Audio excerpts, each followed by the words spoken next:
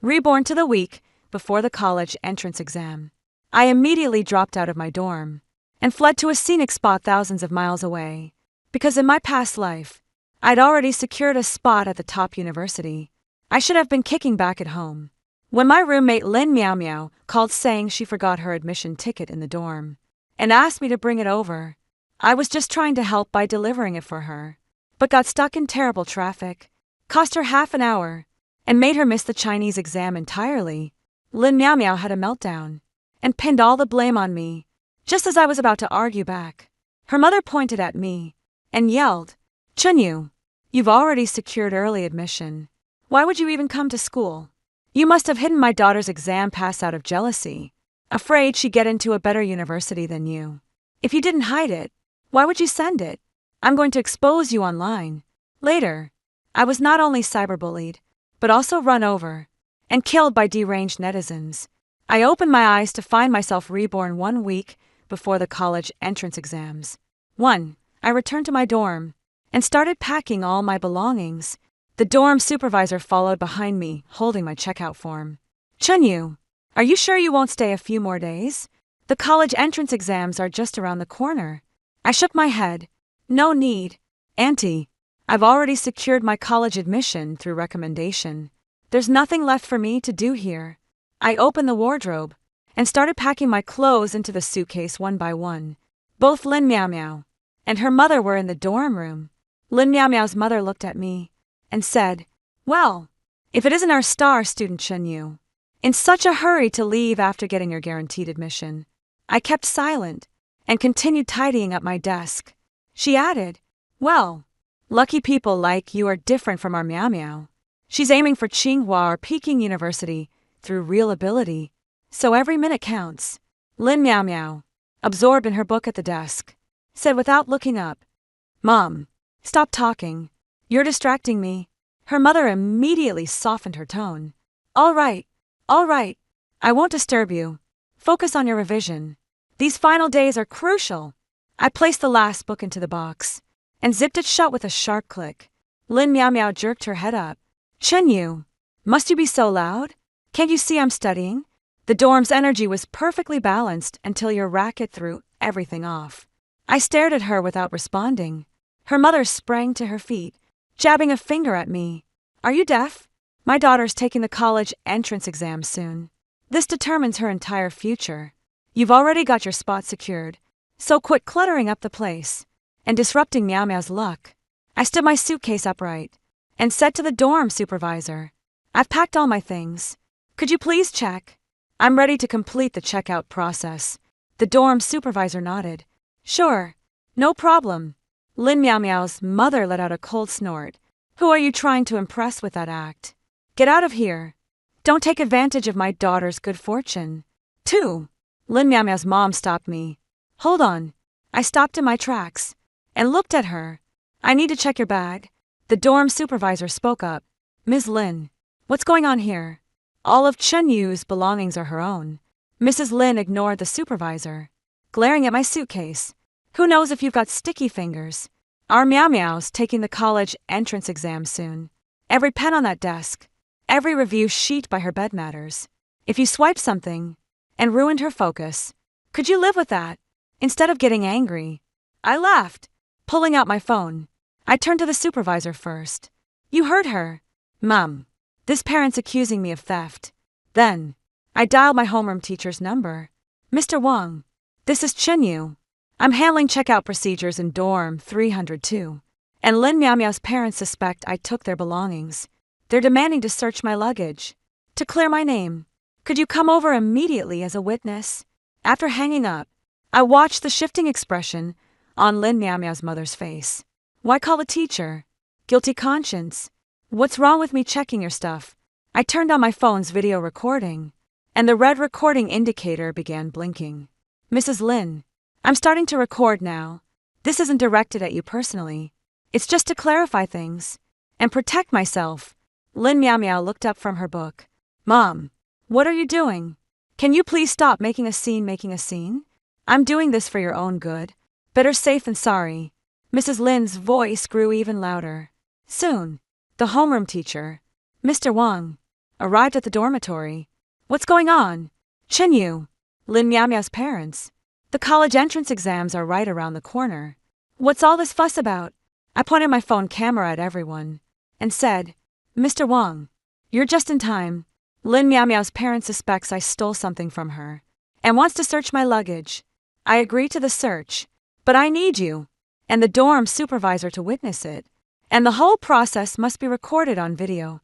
Teacher Wang frowned and turned to Lin Miao Miao's mother. Is that true?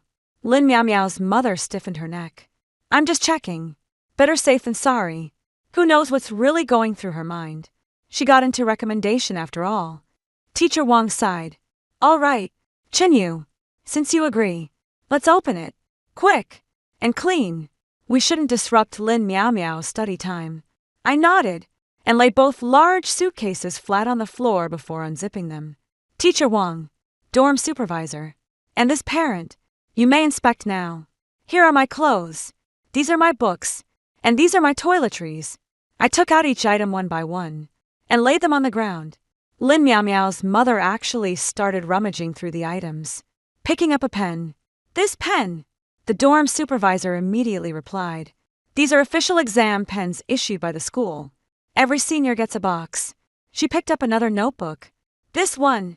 I spoke up. That's my own mistake notebook. You can see my name on it. She flipped it open, and sure enough, Chinyu was written on the cover.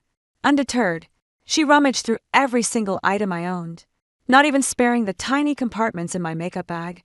In the end, she came up empty-handed. I turned the empty box upside down and gave it a shake. Finished checking. My bed and cabinet are completely empty. 2. I've already taken the trash out myself.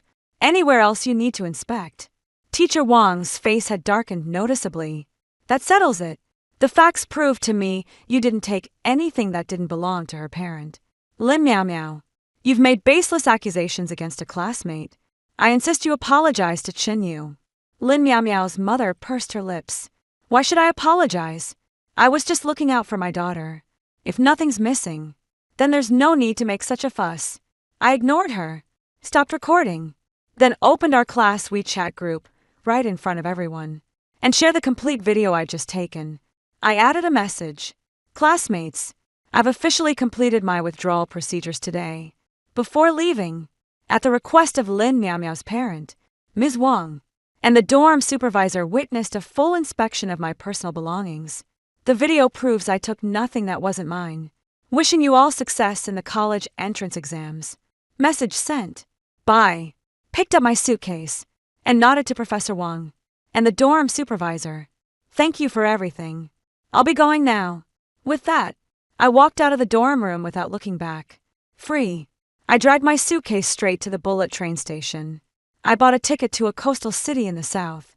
As the high-speed train raced forward, I watched the receding scenery outside the window with unprecedented peace in my heart.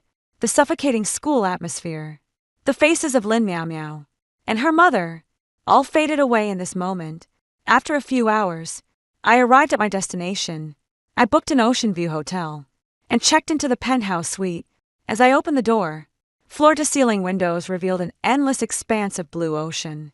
I set my luggage aside and walked to the window. After finishing everything, I took out my phone and snapped a photo of the ocean view outside the window. Then I opened WeChat Moments and drafted a new post. School's out.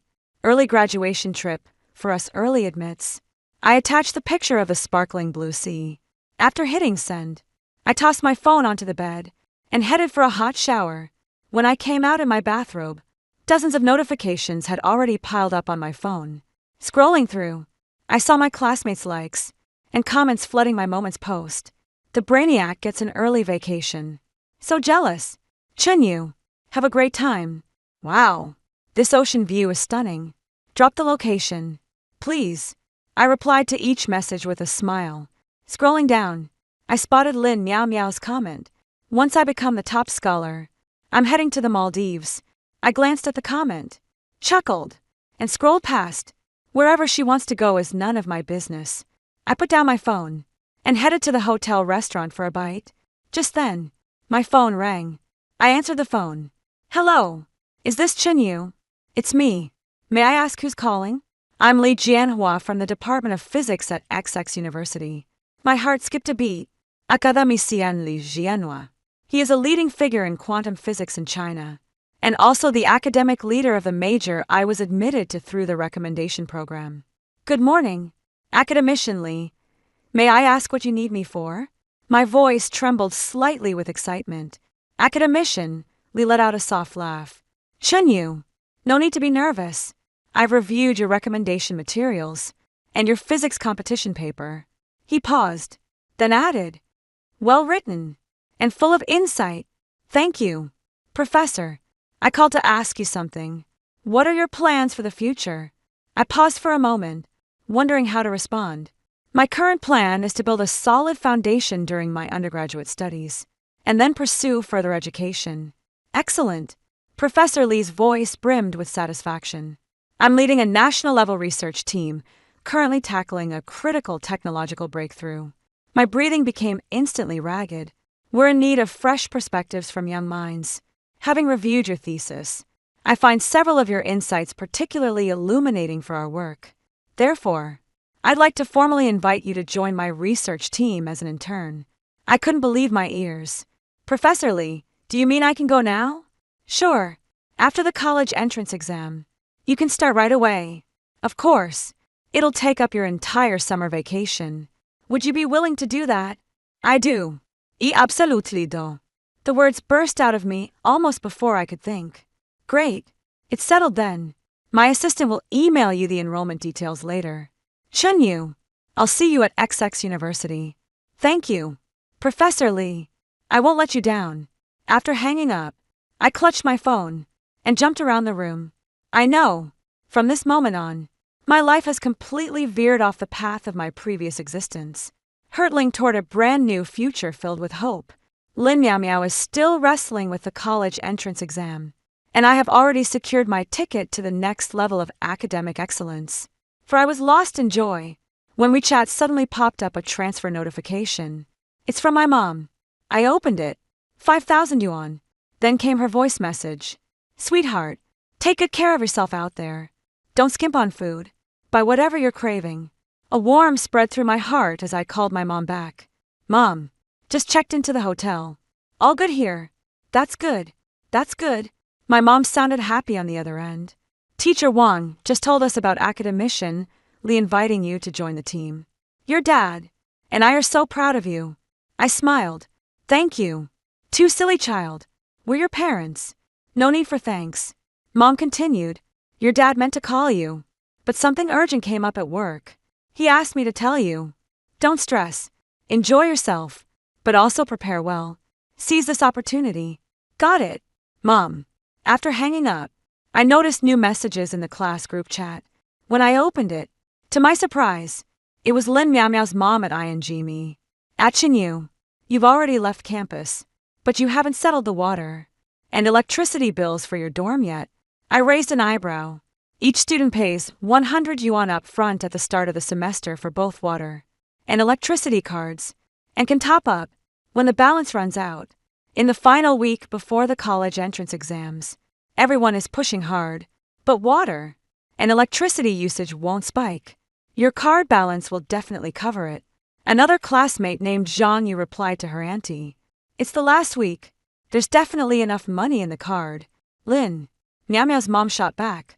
Who are you to decide what's enough? I'm asking Xinyu. Did she chip in or not? It's 50 yuan total. Tell her to transfer the money to my Miao Miao. No one in the group responded to her. Everyone could tell she was deliberately picking a fight. I looked at my phone screen and smiled. $50. In my past life, I argued with her over this petty amount, only to be called petty and stingy. In this life, I can't be bothered with empty talk. I directly opened the red envelope, feature in our class group chat. I entered 100 yuan and wrote a message on the virtual red packet. Early congratulations to Lin Miao Miao for acing the college entrance exam. Consider the extra my gift. Lin Miao Miao snatched my red packet instantly. Then she DM'd me right away. Lin Miao Miao. Chunyu, what's your problem? Sending me money is some kind of insult. I left her on read. Lin Miao Miao sent another message. You just wait. I just smiled and couldn't be bothered with her. Then I opened the group settings and left the class WeChat group that had been active since freshman year. Then I tapped on Lin Miao Miao's profile picture and deleted her from my contacts. Tap her mom's profile again and add her to the blacklist. After finishing all that, I muted my phone and tossed it onto the bed. Tonight, I'm going to get a good night's sleep. 5 on the first day of the college entrance exams. I slept in naturally. Sunlight streamed through the curtain gap, casting a pool of light on the bedroom floor. I drew back the curtains to reveal an endless stretch of azure sea meeting the sky. Breakfast at the hotel's open-air restaurant came with ocean breezes carrying a briny tang. The area was filled with relaxed vacationers, creating a cheerful and laid-back atmosphere. I was sipping my orange juice when my phone suddenly buzzed violently. It's an unknown number with the area code showing my old hometown. I frowned, but still answered the call on the phone. The anxious voice of homeroom teacher, Ms. Wang, came through. Chunyu, where are you right now? Good morning, Ms. Wang. I am traveling. Stop traveling. It's an emergency. Get back here now. Ms. Wang's voice was frantic. Lin Miao Miao can't find her exam admission ticket. Her mother is right here accusing you of taking it.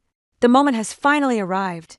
I asked, Mr. Wang, why should I take her admission ticket? How should I know? Her mom's throwing a fit like a madwoman, insisting you sabotaged her daughter out of jealousy. She swears you hid the exam pass before leaving. Teacher Wang sounded on the verge of a breakdown. Think hard. Did you touch any of her things?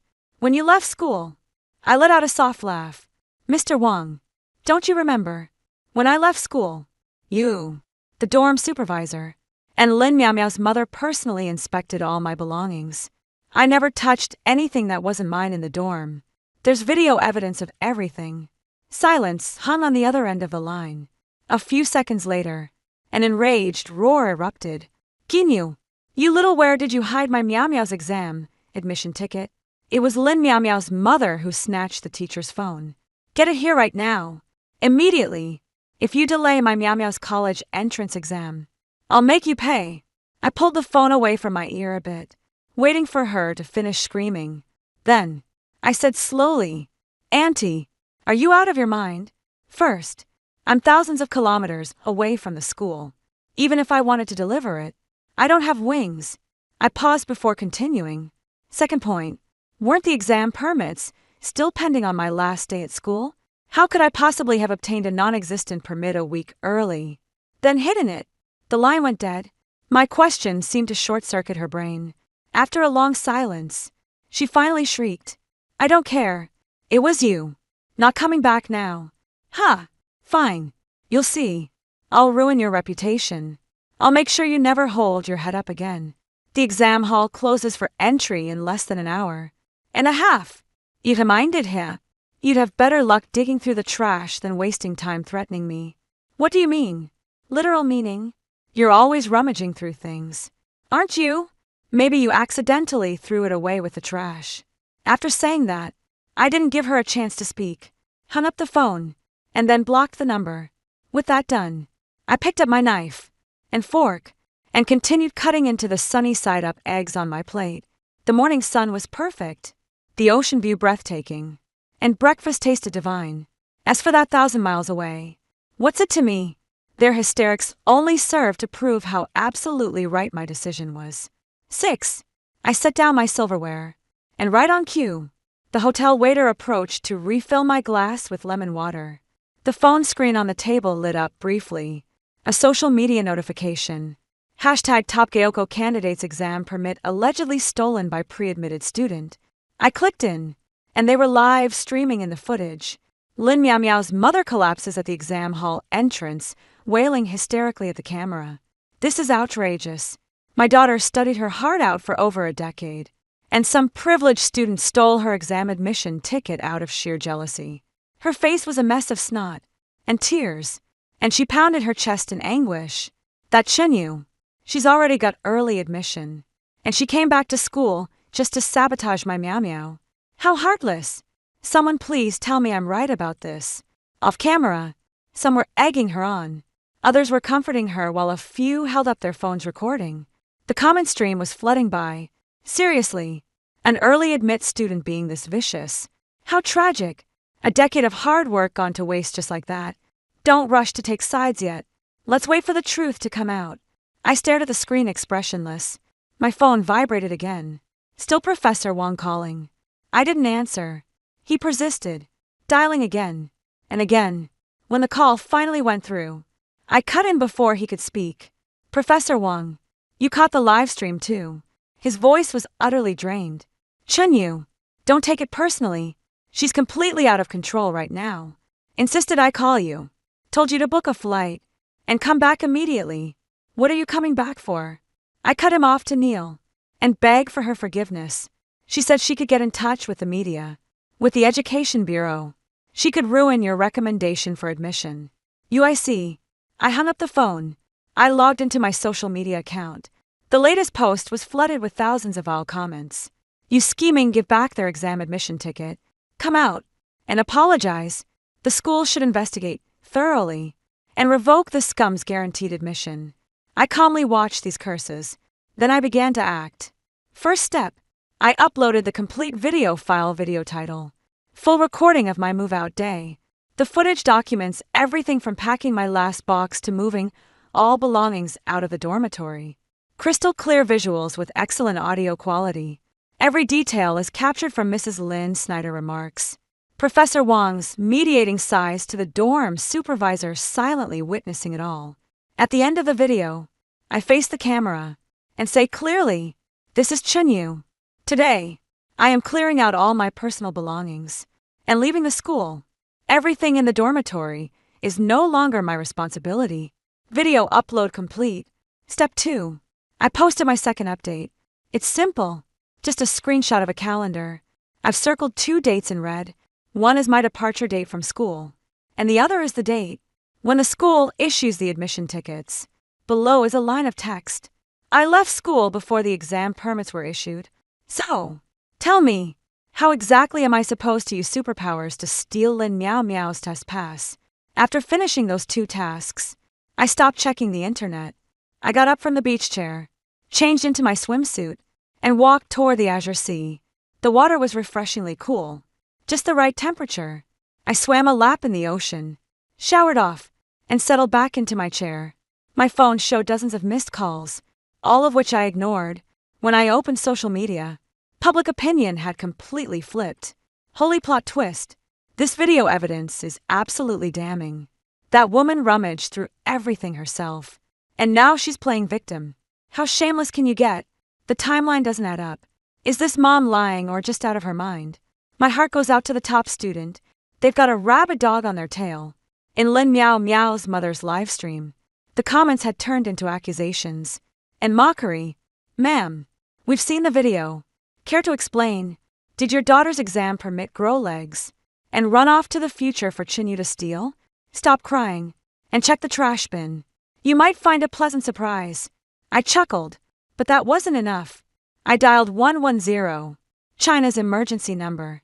Hello, I'd like to report a crime. Someone is spreading defamatory rumors about me on social media, which constitutes serious infringement of my reputation rights. Finally, I posted my third and last update of the day.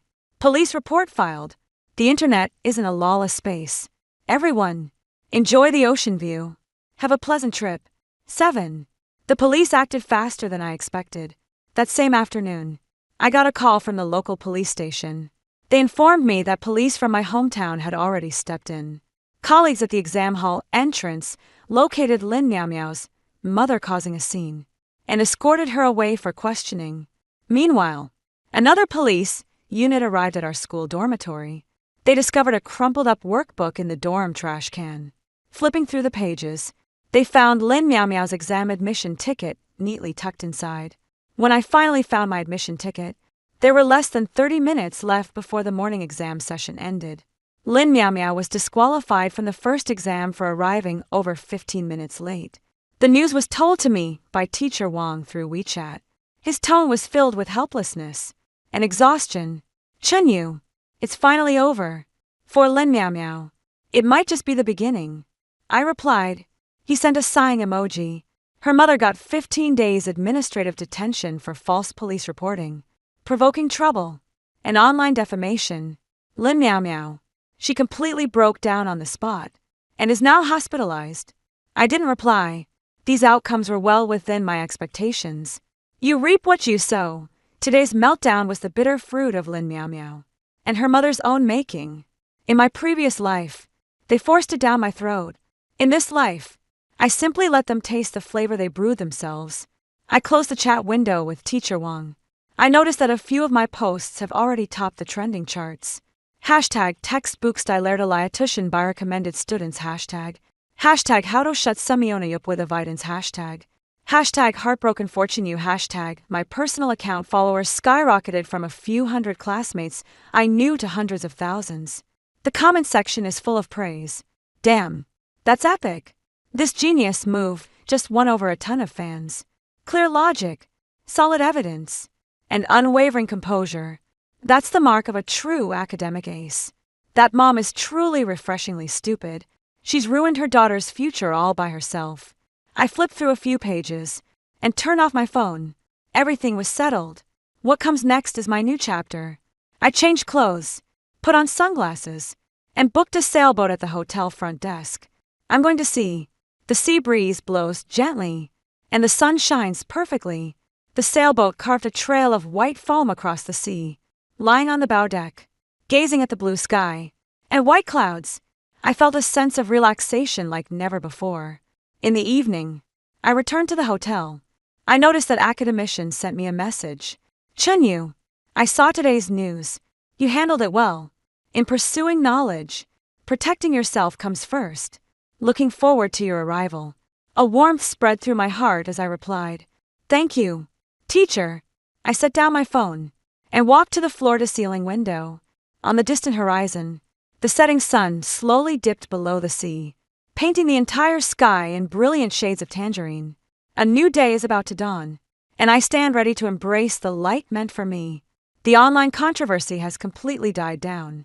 Lin Meow Meow's mother became a national laughingstock due to her foolish actions.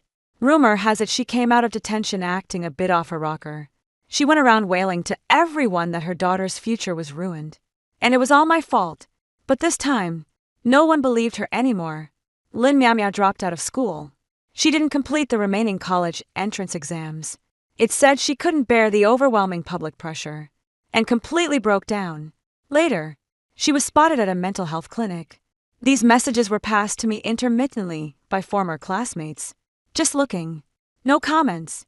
Everyone must take responsibility for their own actions. Lin Meow Meow is. Her mother is. And so am I. I chose to distance myself from them. And in doing so, I chose to free myself.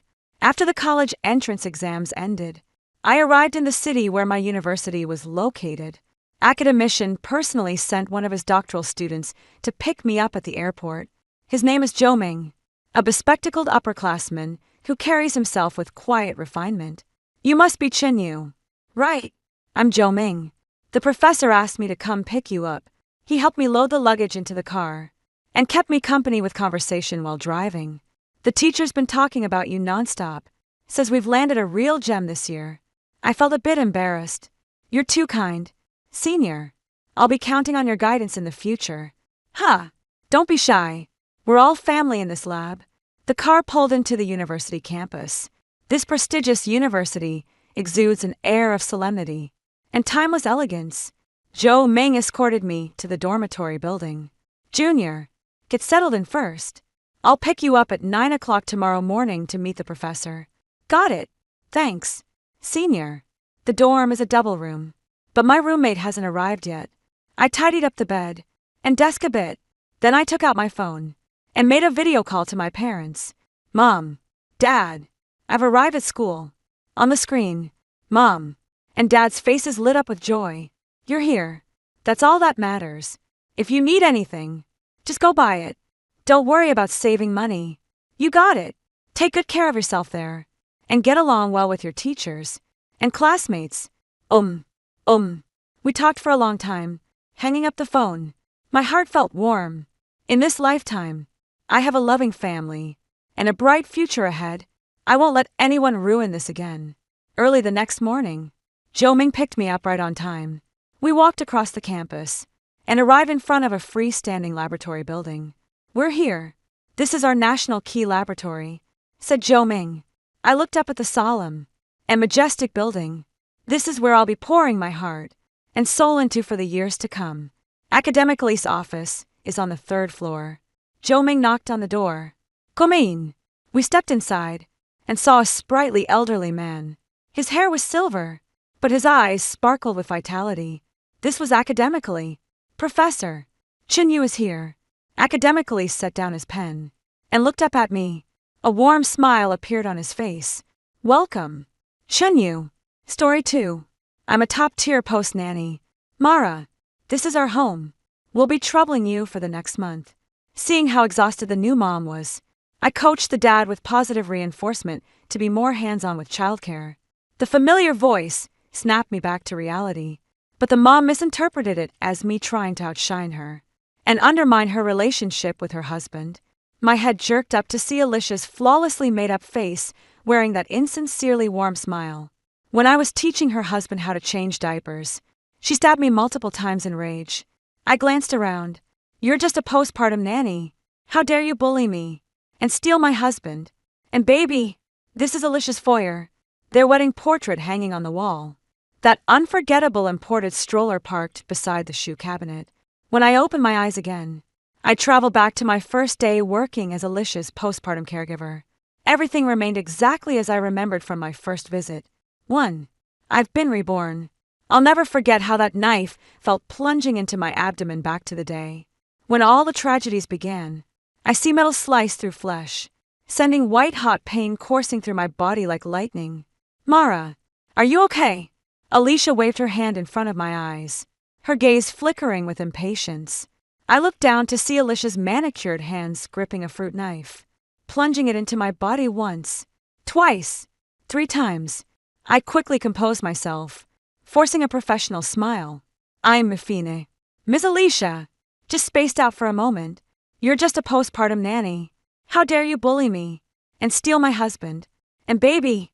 Alicia's hysterical shriek exploded in my ears. Alicia led me inside, casually describing the house as we walked. I tried to speak, but blood rose in my throat. I nodded mechanically while my mind was in turmoil. I collapsed onto the expensive marble floor of Alicia's home as my vision blurred. I've truly traveled back in time. My memories from the past life are terrifyingly vivid. The injustices, grievances, and anguish still feel fresh as yesterday. In my final moments, I saw Alicia's contorted face and the petrified baby carriage frozen behind her. The baby's just 2 months old and cries constantly at night.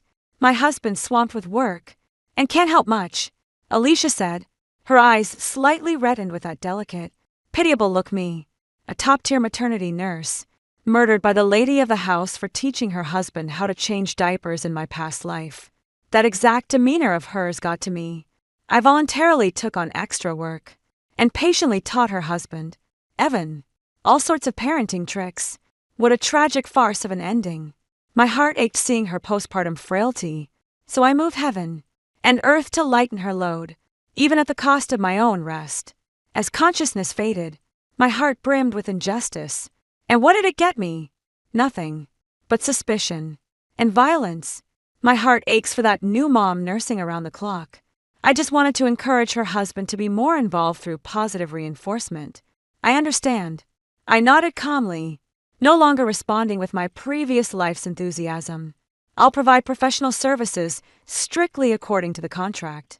Alicia seemed momentarily stunned, perhaps thrown by my aloof demeanor that contradicted her expectations. But she quickly composed herself and led me to the nursery.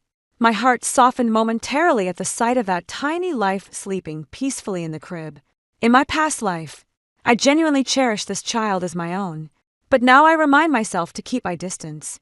My duties include newborn care, basic postpartum assistance, and light housework, I said, meeting Alicia's gaze with calm determination. Any additional services require separate negotiation. A flicker of irritation crossed Alicia's eyes before she quickly masked it. "Of course, Mara is a professional. We'll follow protocol." Just then, the doorbell rang. Alicia went to answer it, and I heard a familiar male voice. Evan, her husband. Honey, you're home. Mara is already here. Alicia's voice instantly turned saccharine sweet. I stood frozen in place until Evan entered the nursery. He looked just as I remembered, a refined middle-aged gentleman with weary dark circles under his eyes. You must be Mara. I've heard so much about you. My colleague couldn't stop praising your childcare skills. Evan extended his hand. Unlike my past life's enthusiastic handshake, I merely brushed his fingertips politely. Good afternoon, Mr. Evan. I'll perform my duties conscientiously. I keenly noticed Alicia's eyes darting between us, her lips curling slightly downward. In that moment, it suddenly dawned on me. Her hostility toward me had been there from the very beginning. In my past life, I was too eager to please, mistakenly believing that genuine kindness would be met with gratitude. Little did I know, Alicia saw my professional competence and normal interactions with her husband as threats. This time, I won't make the same mistake again. Ms. Alicia, I need to confirm your specific requirements and schedule. I took out my notebook, deliberately keeping my distance from Evan, such as the baby's feeding frequency, your dietary restrictions, etc. Alicia's expression softened as she began explaining point by point. I took meticulous notes without uttering a single unnecessary word. When Evan tried to join the discussion, asking about baby sleep techniques, I calmly replied, Your wife has mastered these basics perfectly. You should consult her. A flicker of surprise crossed Alicia's eyes, followed by a hint of smugness. I knew this move was spot on. As night fell, I sorted through my belongings alone in the guest room. The reflection showed a face younger than I remembered, yet with different eyes. No longer the passionate top-tier maternity nurse, but a reborn woman who'd learned self-preservation. This time, I'll stick strictly to my duties, watching coldly as Alicia navigates parenthood without my full support. My fingers traced my unmarked abdomen, where no knife wound yet existed, though the memory of pain ran bone deep. Alicia, this lifetime, I'll watch you reap what you've sown. At 5 o'clock in the morning, faint whimpers came through the baby monitor. I opened my eyes, stared at the ceiling for 3 seconds, confirming I'd truly been reborn. Dawn light filtered through the window as the baby's cries grew louder. My contract says I work from 7 a.m. to 9 p.m., but in my past life, I'd always choose to wake early and stay up late, just so Alicia could get some extra rest. No. I rolled over, adjusting my pillow for maximum comfort. The baby's wails grew louder, piercing through the walls. I heard the master bedroom door next door fling open, followed by the slap of slippers rushing toward the nursery. Hush now, sweetheart. Mommy's here, Alicia murmured drowsily, her voice thick with sleep and panic. The crying showed no signs of letting up. I glanced at my phone, 5:20 a.m. From past experience, the little one was probably both hungry and needed a diaper change. Alicia should check the diaper first before feeding, but she always fumbled around mixing up the steps. Sure enough, the clatter of bottles echoed from the nursery, followed by Alicia's frustrated curse. Damn it! She must have prepared the formula first before realizing the diaper needed changing. Now she'd either have to put down the bottle to change the diaper, making the baby cry even louder. You could feed the baby first, but the wet diaper would make them fussy. I closed my eyes, counting each breath. The old me would have jumped up immediately, gently guiding Alicia while handling everything with practiced ease. But today I just lay still, listening to the chaos next door continue. At 6:45 sharp, I got up and washed on schedule. By 7 o'clock, dressed and ready, I appeared in the kitchen to prepare breakfast for the new mother. When Alicia shuffled into the kitchen, cradling the baby, I barely recognized her. Her hair was tousled, eyes puffy with dark circles, and dried formula clumped to the corner of her mouth. Just one night had left her utterly drained. Mara. Her voice was hoarse. The baby cried 4 times last night. I barely slept. I handed her a glass of warm water. Postpartum rest is crucial. No unsolicited advice. No volunteering for night shifts. Alicia gazed at me with hopeful eyes, clearly expecting me to offer help like other maternity nurses would. I simply turned away and started slicing fruit, pretending not to catch her hint. Do you do night shifts? She finally blurted out. I can pay extra. That's not covered in the contract, I said while pouring oats into the pot. You'll need to contact the agency for a supplemental agreement if you require overnight care. Alicia's face darkened instantly. Forget it, she said. I set the breakfast on the table. Red date millet porridge, steamed eggs, stir-fried seasonal vegetables, and a fruit platter. Alicia eyed the food critically, stirring the porridge with her spoon. I don't like red dates, she remarked. Red dates help replenish blood and aid postpartum recovery. I replied calmly. Please let me know beforehand if you have any dietary restrictions. Alicia pursed her lips and reluctantly started eating. I want to check on the baby in the nursery. The little one was wide-eyed playing with the baby Jim, and actually flashed me a toothless grin. When I entered, my heart instantly melted as memories from raising him in my past life came flooding back. But I quickly steeled myself, mechanically checking the diaper and temperature while noting feeding times. Baby fed 90 milliliters at 7:10 a.m. Diaper changed. I wrote in the logbook, omitting my usual thoughtful notes like good spirits today. Recommend more tummy time. Back in the kitchen, Alicia was on the phone cooing, sickeningly sweet. Honey, can you come home early tonight? The baby misses you. As I entered, she immediately lowered her voice. That maternity nurse seems rather quiet. Yes, we'll do as you suggested. Pretending not to hear, I started washing the baby bottles. In my past life, I'd have seized this chance to update Evan on the baby's condition and offer professional parenting advice. No, I just want to stay as far away from that couple as possible. At 10 o'clock in the morning, the doorbell rang. Alicia was catching up on sleep, so I had to answer the door. Oh my, you must be the top-tier maternity nurse Alicia hired. Outside stood a woman in her 50s with stylish permed hair holding a bag of fruits. I'm Rosie from next door, here to visit Alicia. And the baby? I nodded politely. Ms. Alicia is resting. Please come in. Rosie stared at me the moment she stepped in.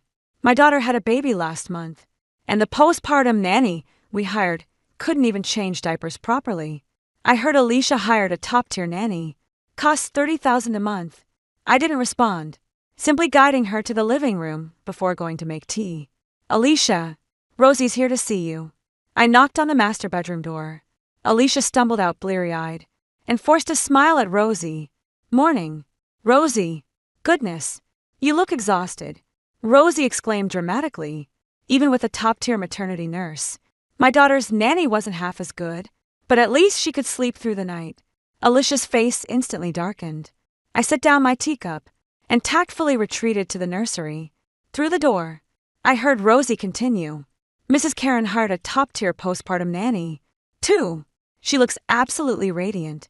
You'd never guess she just had a baby. The nanny prepares different confinement meals every day, and even helped them take tons of newborn photos. My heart sank beneath her helpful demeanor. Rosie's every word was twisting the knife in Alicia's wounds. The old me would have stepped in to smooth things over, praising Alicia for being such a devoted mother. Today, I was quietly trimming the baby's nails. Sure enough, Alicia stormed in moments later, scooping up the baby. Rosie wants to see the little one. I handed her a baby wipe. Would you like me to straighten the baby's clothes? No need. Alicia practically snatched the wipe. I'm his mother. These things don't concern you. 2. The atmosphere at home grew noticeably tense after Rosie left. Alicia laid the baby in the crib with rougher movements than usual, startling the child into crying. Stop crying already. So damn annoying, Alicia hissed under her breath, making no move to pick up the baby.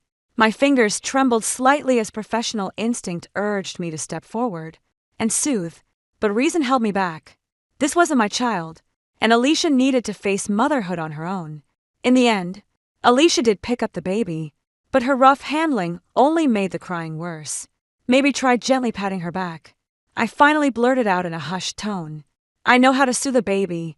Alicia shot me a venomous glare. I don't need your advice.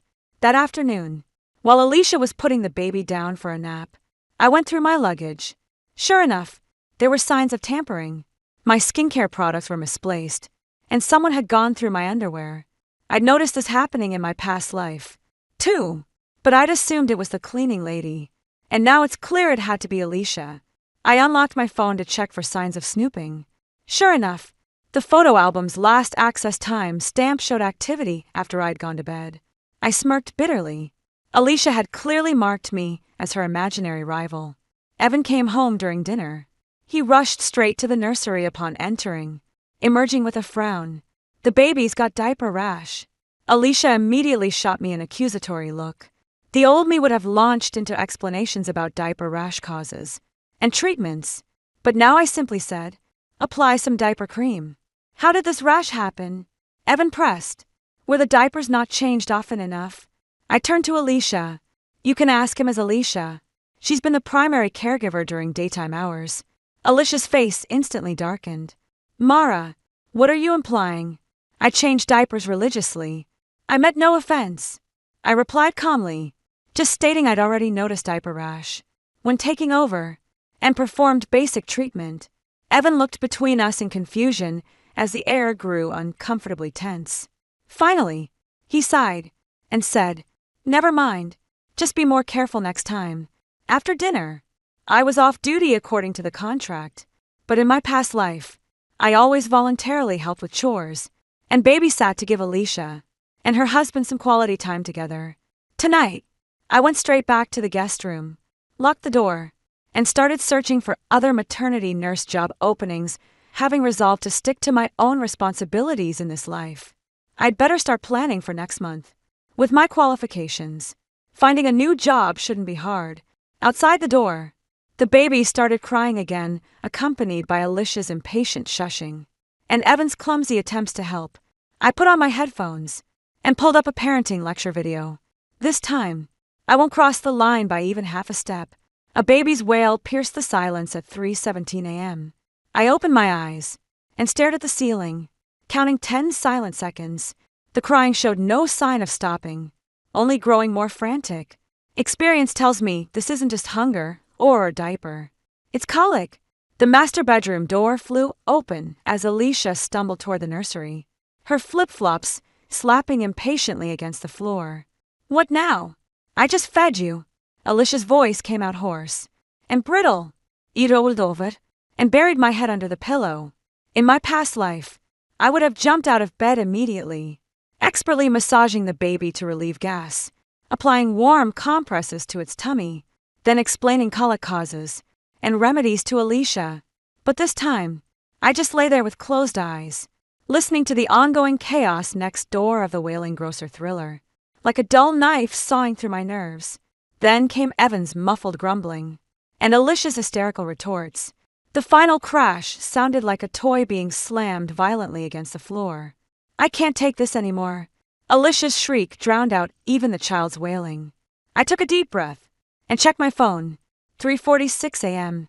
According to my contract, my shift starts at 7 a.m., but professional instinct and that poor child's cries ultimately overpowered my resolve. I threw on my coat and knocked on the nursery door. Need any help? My voice was eerily calm. The door flew open, revealing Alicia's disheveled hair and bloodshot eyes. She looked like a banshee. In the dim light, the baby in her arms was crying so hard its face turned crimson, tiny fists flailing wildly in the air. It won't stop crying. Refuses to nurse. Diapers changed. Alicia's voice trembled with desperation, a far cry from her usual daytime arrogance. I reached up to feel the baby's belly. It was tight as a little drum. Colic, I said curtly, laying the infant flat on the changing table. Do you have olive oil? Evan nodded immediately and dashed to the kitchen. I gently massaged the baby's tummy in clockwise circles. The little one's cries softened into intermittent whimpers. With the olive oil ready, I warmed it between my palms before applying it for professional colic relief massage. Within 5 minutes, after a series of little toots, the baby suddenly calmed down and stared at me with teary, wide eyes. Is it over? Alicia asked incredulously. Just temporary relief, I replied without elaboration as I handed the baby back. You should get some anti-colic bottles and probiotics tomorrow. I didn't mention these should have been prepared long ago. In my past life, I reviewed their baby essentials checklist on my first day and stocked up on numerous necessities. This time around, I deliberately turned a blind eye to such extracurricular tasks. Evan looked at me gratefully. Mara, thank you so much. Could you show us how to massage, just in case he gets fussy again tonight? Moms usually prefer learning these techniques firsthand. I cut in, glancing meaningfully at Alicia. Mother's touch resonates differently with babies. They respond better to it. Alicia's expression froze instantly. I knew she hated appearing incompetent, especially in front of her husband. Right. Jingjing should learn this. Evan obliviously pushed Alicia forward. Alicia bit her lip and reluctantly extended her hand. I briefly demonstrated a few movements without patiently correcting her pressure, and angles like in my past life, when she pressed too hard and made the baby cry again. I simply took a step back. That's basically it. Just keep practicing. I glanced at the clock. It's already 4:20. I'm heading back to rest. We'll start work promptly at 7 o'clock tomorrow, leaving the stunned couple and their wailing baby behind. I walked out of the room without looking back. The breakfast table was even more tense the next morning. Alicia mechanically chewed the red date porridge I'd made, dark circles heavy under her eyes. Evan kept checking his watch, clearly looking for an excuse to leave early. Got an early meeting today. He gulped down his soy milk in 3 swallows and grabbed his briefcase. Alicia jerked her head up. You said last night I could go in late today. Last-minute schedule change. Can't be helped. Evan planted a quick kiss on her forehead. Mara's got this. I sneered inwardly. In my past life, I'd have volunteered to help, letting Evan focus on work while Alicia got extra rest. Right now, I'm just quietly clearing the dishes. Evan hesitated before leaving, turning to me. Mara, could you write down the massage techniques for me? I'd like to learn. Alicia's spoon clattered loudly against her bowl. Parenting books have detailed instructions. I pretended not to notice Alicia's glare. There are video tutorials available to much more visual. Evan left in disappointment. The moment the door closed, Alicia exploded. What's your game?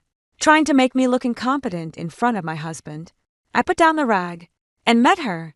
Gaze, Ms. Alicia. I'm simply providing professional services as per our contract. Parent-child interactions aren't part of my job description. Then why did you get up last night? Alicia sneered. Playing the saint. Noise disrupts sleep. I replied calmly. Nighttime care incurs additional charges for contract. Consider this complimentary service.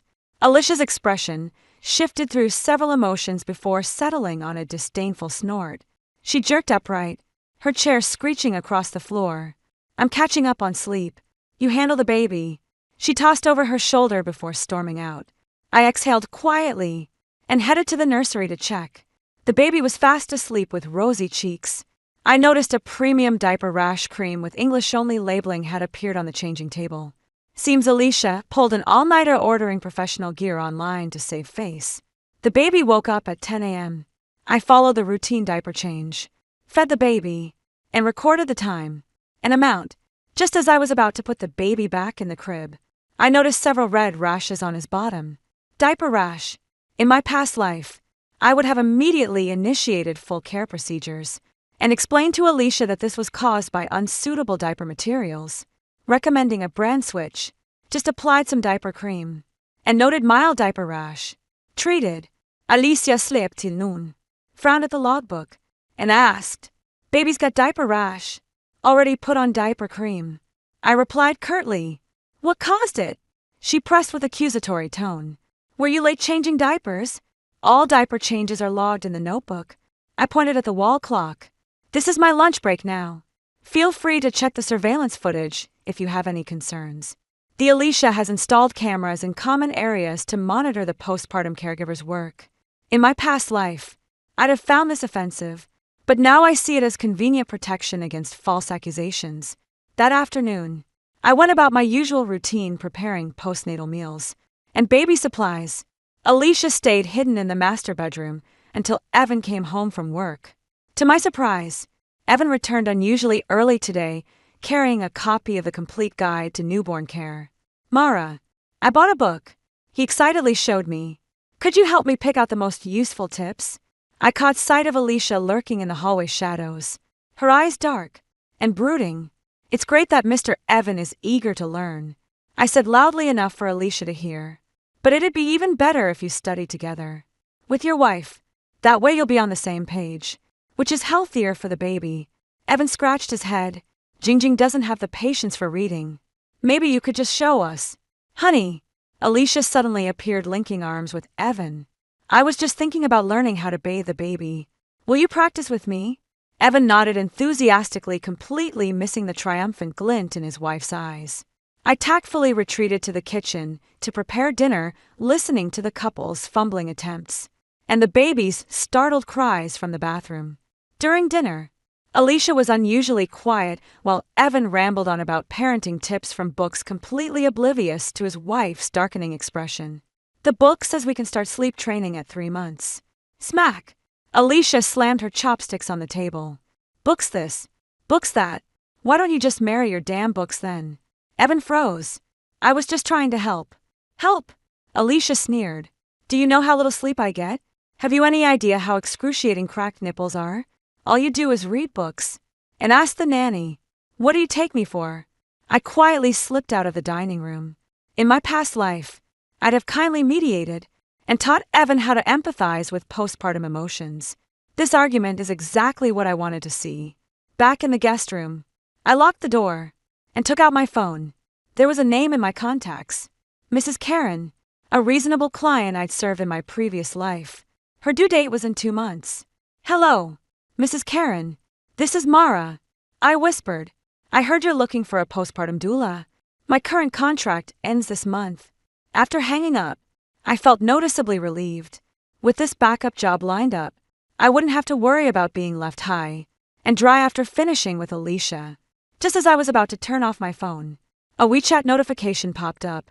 Barbara, another maternity nurse in the neighborhood, said, Mara, Alicia's asking about you in the residents group chat, wondering if anyone's used her services and what they thought.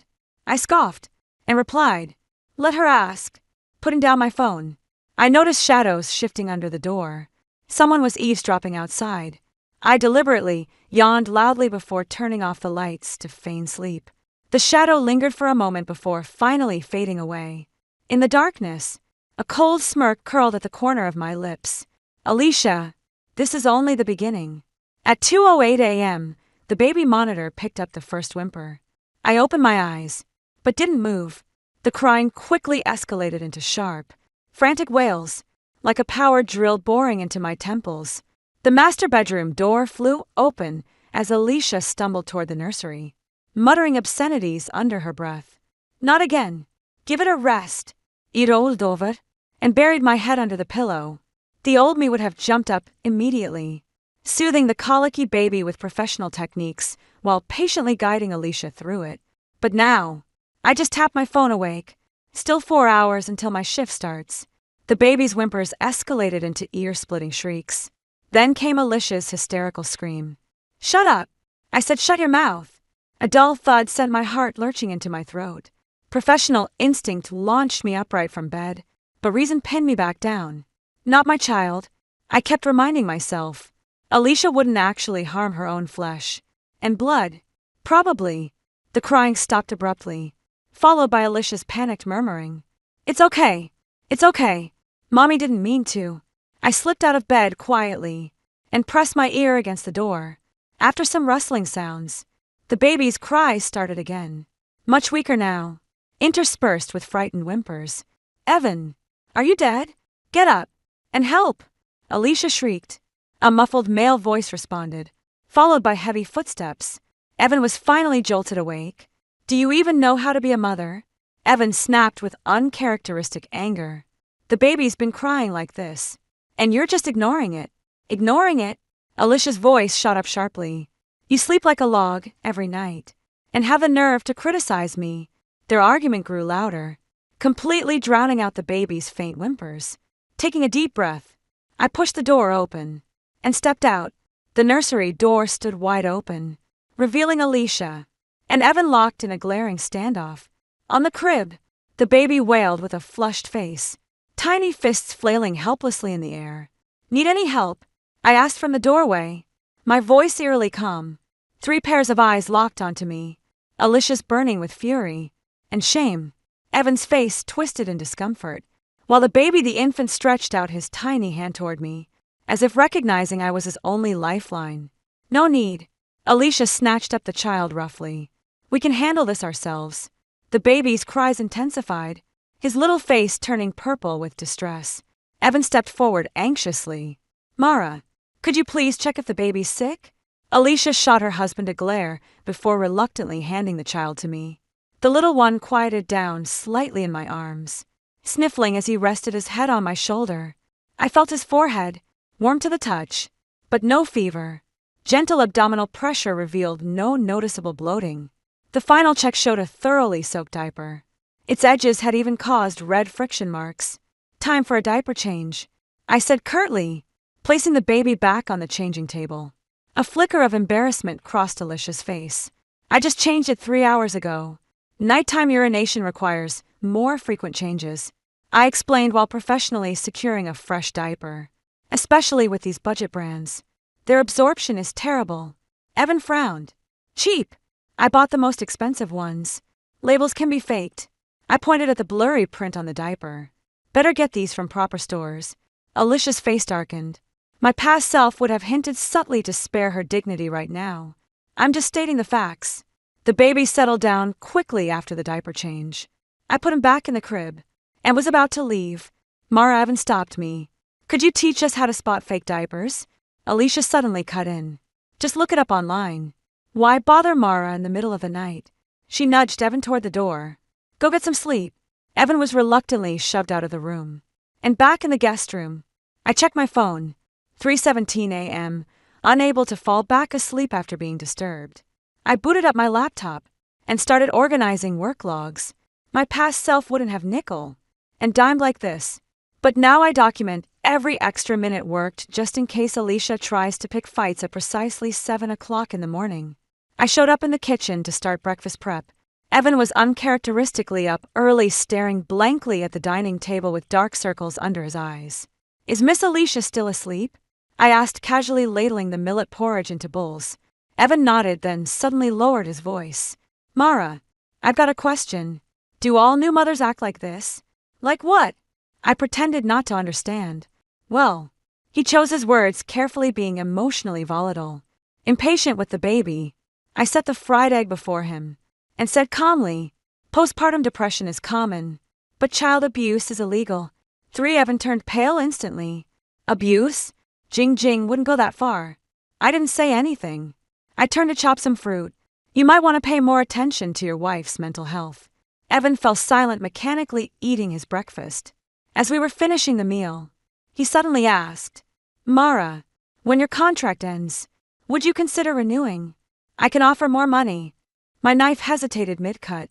I've already made other arrangements. He sighed in disappointment and was about to say more when Alicia appeared disheveled in the doorway. What are you two talking about? Nothing important, Evan said, quickly getting to his feet. I'm heading to work. Alicia eyed her husband's hurried departure with suspicion before turning to me. I calmly handed her breakfast. Red date porridge helps replenish chi and blood. Best eaten warm all morning.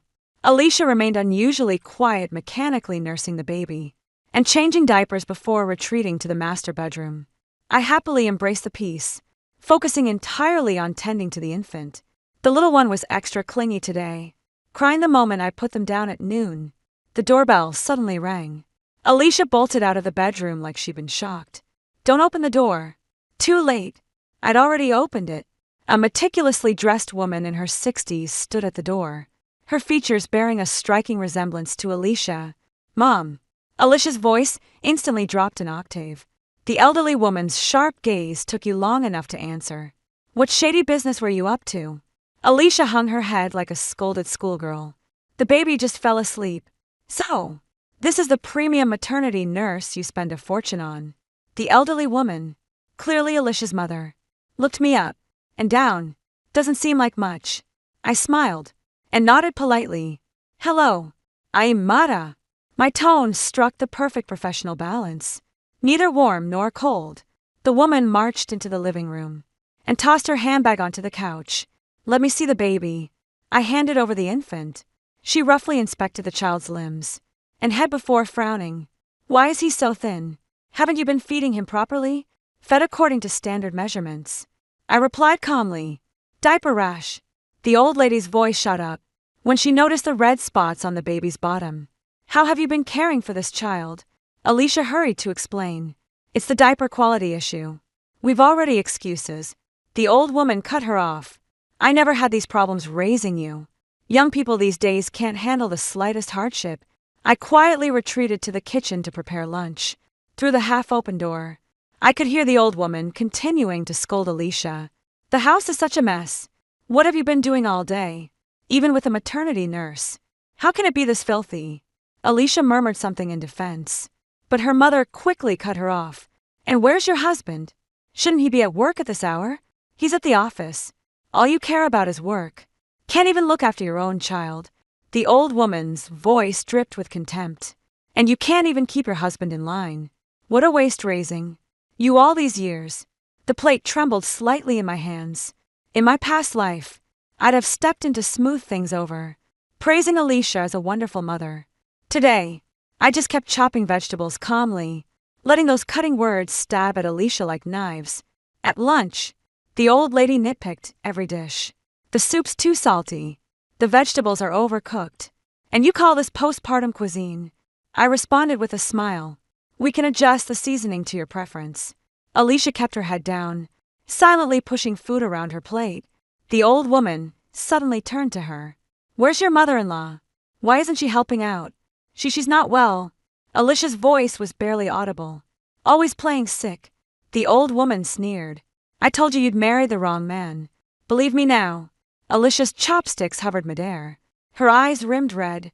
The old woman turned a blind eye and pressed on. Look at your cousin. What a good match she made. Her mother-in-law hired 2 maids. The meal ended in suffocating silence. Before leaving, the old woman pulled me aside. Take good care of my grandson. My daughter can be difficult. Please be patient with her. I nodded with a smile, thinking she'd drop dead if she knew how patient I'd been. By afternoon, Alicia's mood had visibly hit rock bottom. She held the child mechanically, her eyes vacant. I went through the motions at work without offering a single word of care. Evan came home earlier than usual that evening. Seeing the empty living room, he visibly relaxed. Where's Jingjing? He whispered to me. In the bedroom. Her mother came by. Evan's face fell instantly. That old hag came to nitpick again. I didn't respond, just handed him a cup of tea. As he took the teacup, his fingers accidentally brushed against mine, and instantly recoiled as if shocked by electricity. That subtle gesture made me smirk inwardly. My past self wouldn't have noticed such trivial body language, but now I saw it crystal clear. This man had unmistakable reactions to women other than his wife. Mara, Evan suddenly lowered his voice. Do you think I'm a failure as a husband and father? Pretending to arrange baby supplies. I replied, that's your family matter. It's not my place to comment. But you've seen so many families, he said urgently. Is Jingjing's condition normal? I put down the clothes in my hands and looked him straight in the eye. Mr. Evan, I'd suggest accompanying your wife to see doctors more often rather than asking a maternity nurse. Evan froze momentarily before forcing a bitter smile. You're right. I've been relying on you too much. That remark sent chills down my spine. My past self met a tragic end precisely because this couple became overly dependent on me. I quickly distanced myself. I'm only providing services as per contract. Parent-child bonding is your responsibility. Evan nodded thoughtfully before suddenly asking. I'll be away on business next week. Could you spend more time with Jingjing? I'll fulfill my contractual obligations during working hours. I replied meticulously, but my personal time remains my own. He sighed in disappointment and was about to say more when Alicia appeared at the end of the hallway. What are you two scheming about now? Evan immediately put on a smile. Nothing. Just asking Mara some parenting advice. Alicia scoffed. If you're so concerned about the kids, why not ask me? Sensing another argument brewing, I excused myself to prepare dinner. It's 7 p.m. time to clock out according to my contract. But today I decided to take a stroll through the neighborhood park and maybe connect with some other maternity nurses near the children's playground. Several nannies and postpartum caregivers were huddled together chatting. I recognized one of them as Barbara from my past life. Mara! Barbara greeted me warmly. I heard you started working at Alicia's place. I nodded and joined their chit-chat. The conversation soon turned to their respective employers. That Alicia, A plump nanny lowered her voice. She just drove away a maternity nurse last month accusing her of stealing jewelry. Word is she couldn't stand how pretty the nurse was. Another young nanny snickered. Barbara nudged my arm and whispered, Mara, watch your back. Alicia's been asking around about you in the homeowners group, questioning several people about your service attitude. I simply smiled without responding. In my past life, such words would have sent me into panic, but now they only amuse me. Let them dig all they want. My professional track record is impeccable. It was almost 9 o'clock when I got back to Alicia's place. The house was quiet except for a light glowing from the nursery. I pushed the door open gently and found Evan clumsily cradling the baby while humming with Alicia nowhere in sight. Spotting me, Evan exhaled in relief. Mara, the baby wouldn't stop crying. Jingjing's taking a shower. I walked over to check. She's hungry. It's been 3.5 hours since her last feeding. Evan suddenly understood and rushed to prepare the formula. Watching him fumble around, I suddenly remembered how patiently I taught him in our past life how to test the temperature, the proper feeding position. Now, I just watched coldly as Alicia walked in drying her hair. Evan was successfully getting the bottle into the baby's mouth. Her face darkened instantly. Who told you to feed her? The baby was hungry, Evan said innocently. Can't I feed her myself? Mind your own business. Alicia, snatch the bottle. Get out. Evan slunk away sheepishly. Alicia turned to me with venom in her eyes. Did you teach him that? I just got back. I replied calmly. This is my downtime. Please bring this up during work hours tomorrow. As I left the nursery, I heard Alicia slam the baby bottle onto the table with force. Back in the guest room, I locked the door and retrieved a small notebook from under my pillow, meticulously documenting everything that had happened, especially Alicia's suspicious behavior and remarks suggesting infant abuse. These records might just save my life someday. The morning sun stabbed through the curtains, jolting me awake. My phone showed 6:30, half an hour before my alarm. After last night's drama, Ide slept fitfully. Intermittent sobs drifted through the door. I slipped out of bed quietly and pressed my ear against the door. Alicia's voice came through, choked and broken. Can't take it anymore. Every single day. No response. She must have been on the phone. I gingerly turned the doorknob and cracked it open just a sliver. Alicia sat with her back to me on the living room couch, phone pressed to her ear, shoulders trembling incessantly. You don't understand at all. Her voice suddenly spiked before dropping to a harsh whisper. The baby won't stop crying. Evan's completely checked out. And that postpartum nanny. Yes, her walking around with that permanent scowl like I owe her money. The corner of my mouth lifted soundlessly. In my past life, such words would have wounded me deeply. But now they only taste bitter with irony. I quietly closed the door and began my nightly routine. The icy water stung my face as the woman in the mirror stared back with terrifying composure. This face bore no resemblance to the warm-hearted Mara of my previous existence. Right at 7 o'clock, I showed up in the kitchen punctually. Alicia was no longer in the living room, only leaving behind a dent on the couch and a few crumpled tissues. I started preparing breakfast, making sure to cook soothing lily bulb porridge. Alicia didn't appear until 9 o'clock, her eyes swollen like peaches, and her face frighteningly pale. She mechanically spooned porridge into her mouth, staring blankly at the wall. Miss Alicia, do you have any special plans today? I broke the silence. She turned to me sluggishly, as if just noticing my presence. What? Things like baby swimming classes or postnatal recovery courses. I reminded her calmly. These require advanced booking. Alicia's eyes suddenly focused, flashing with irritation. Are you implying I'm not taking care of myself? Just routine questions. I handed her the perfectly warm jujube tea. Per our contract, I need to know your schedule. She snatched the cup, oblivious to the tea splashing on her hand.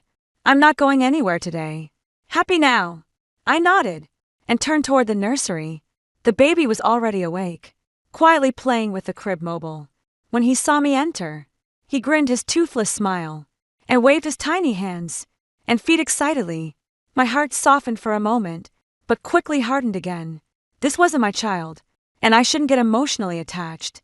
At 10 o'clock in the morning, the doorbell rang. Alicia bolted out of the bedroom like a startled rabbit, shouting, "Don't open it!" I pretended not to hear, and opened the door anyway. It was a delivery guy holding a small package. "Package for Miss Alicia," he said, handing me the receipt. Alicia snatched the package and shot me a wary glance. My personal belongings. I tactfully retreated to the nursery, but through the door crack, I saw Alicia furtively unwrapping the package. It was a miniature camera. I smirked coldly and continued giving the baby a soothing massage. At noon, while Alicia was napping, I inspected the common areas. Sure enough, there was now an inconspicuous black dot on the living room bookshelf, positioned directly toward my usual activity area. The old me would have been furious or hurt, but now I just find it laughable. I deliberately arranged baby supplies in full view of the camera, executing each movement with flawless professionalism. At 3 o'clock in the afternoon, the baby suddenly started wailing uncontrollably. I've checked all possibilities. Diapers clean. Temperature's normal. Not hungry. Probably another colic episode.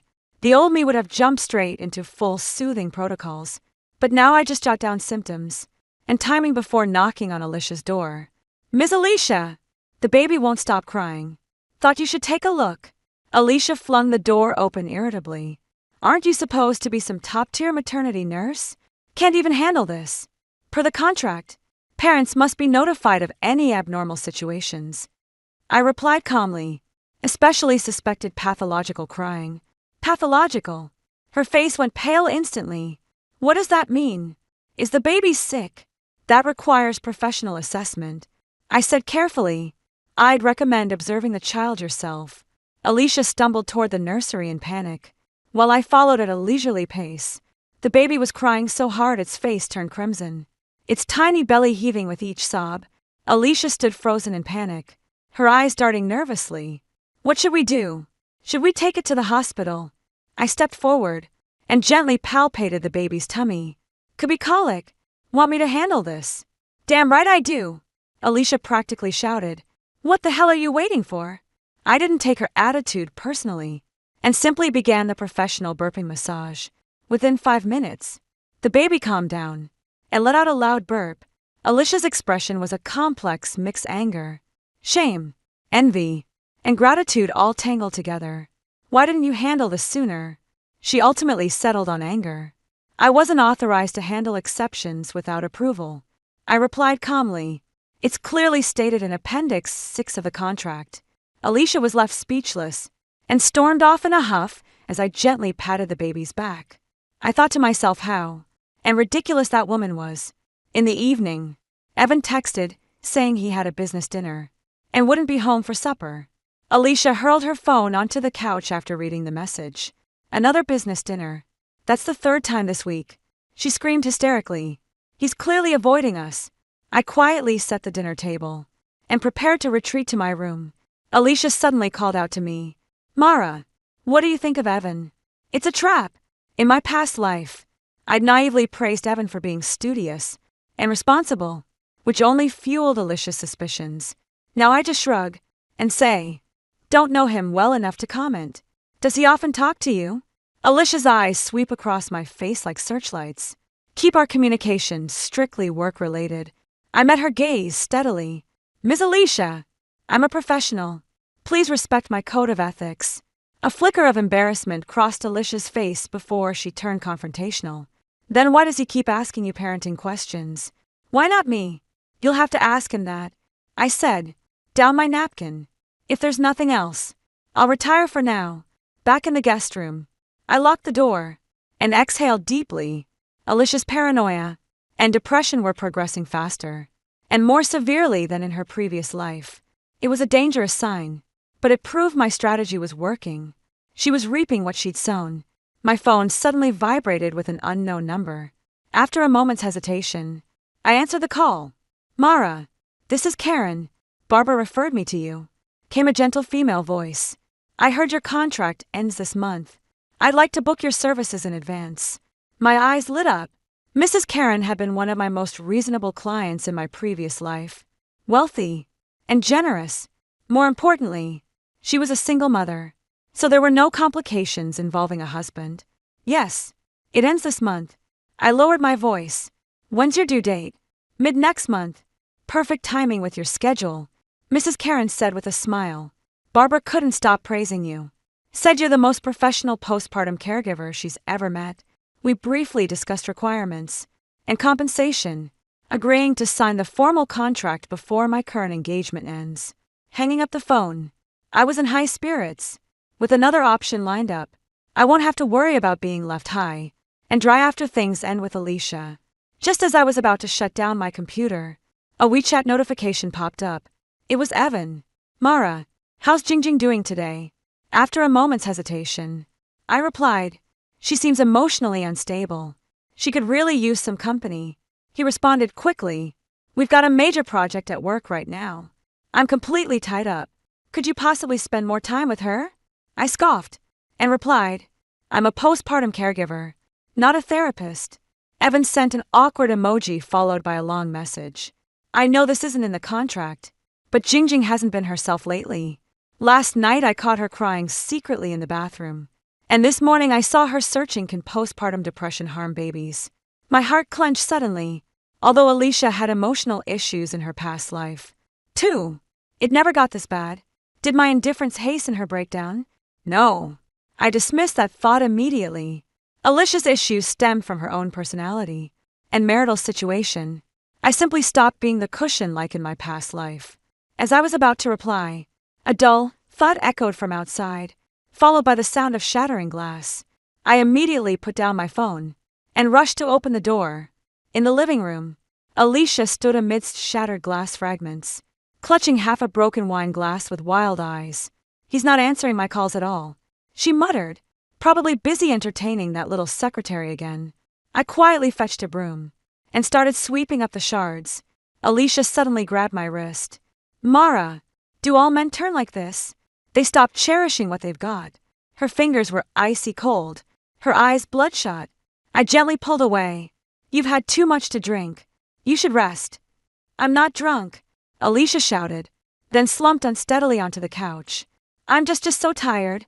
Her voice suddenly choked up as fat tears rolled down her cheeks. Why won't anyone help me? Why does everyone hate me? At that moment, my heart almost softened.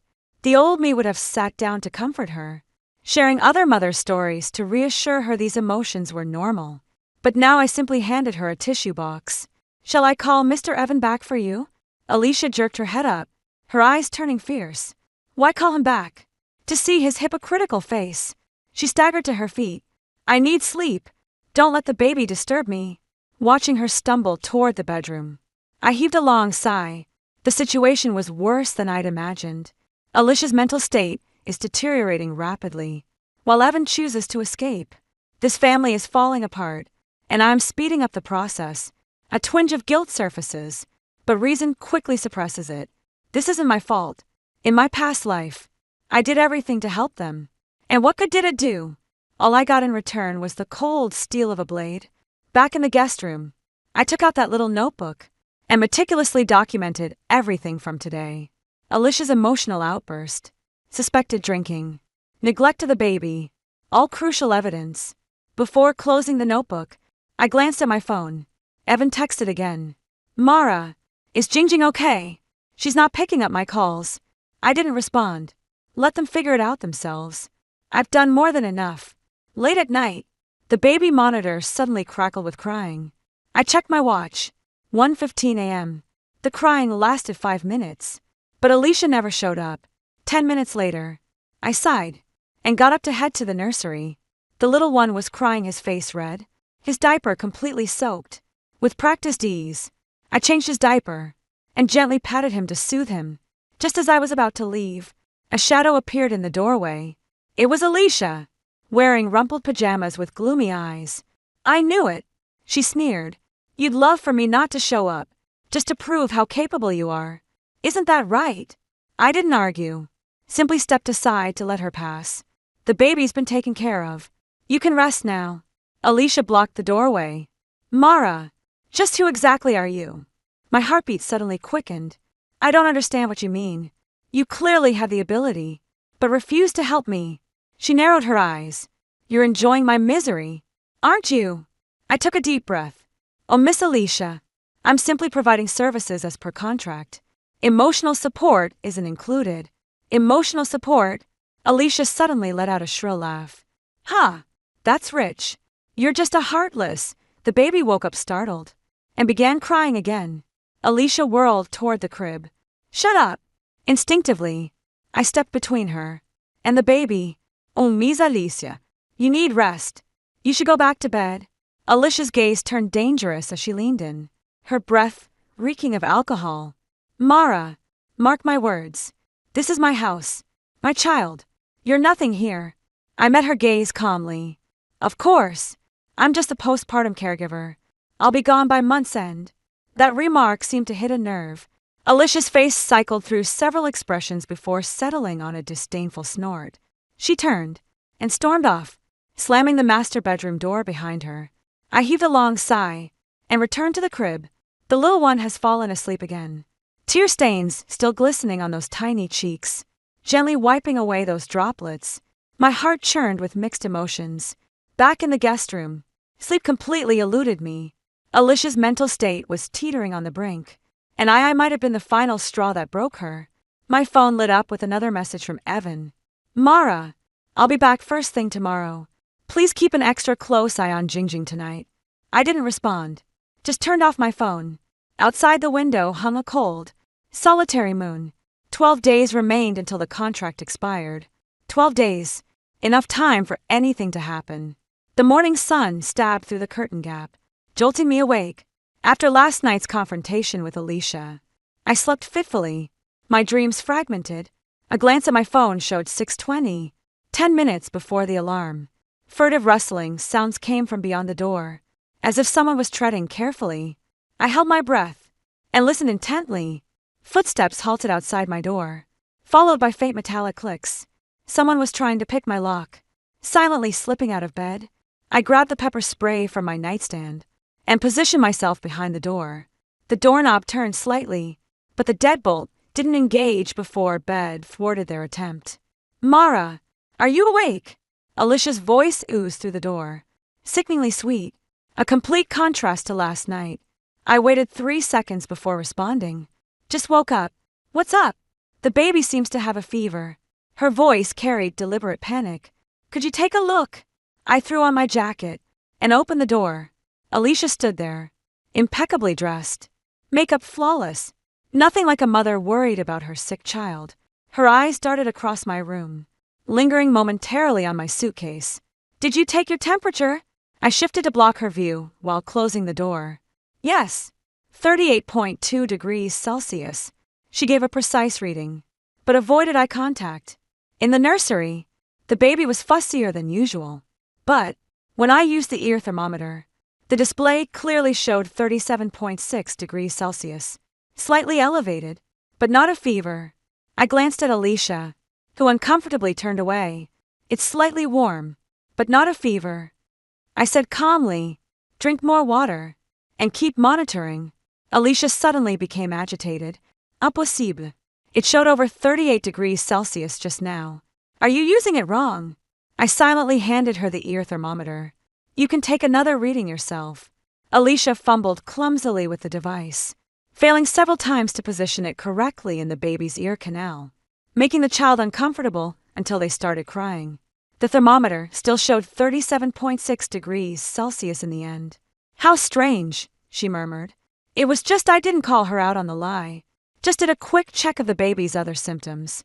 When I lifted the clothes, I found extensive eczema rashes on the child's chest and back. Some areas were even using slightly.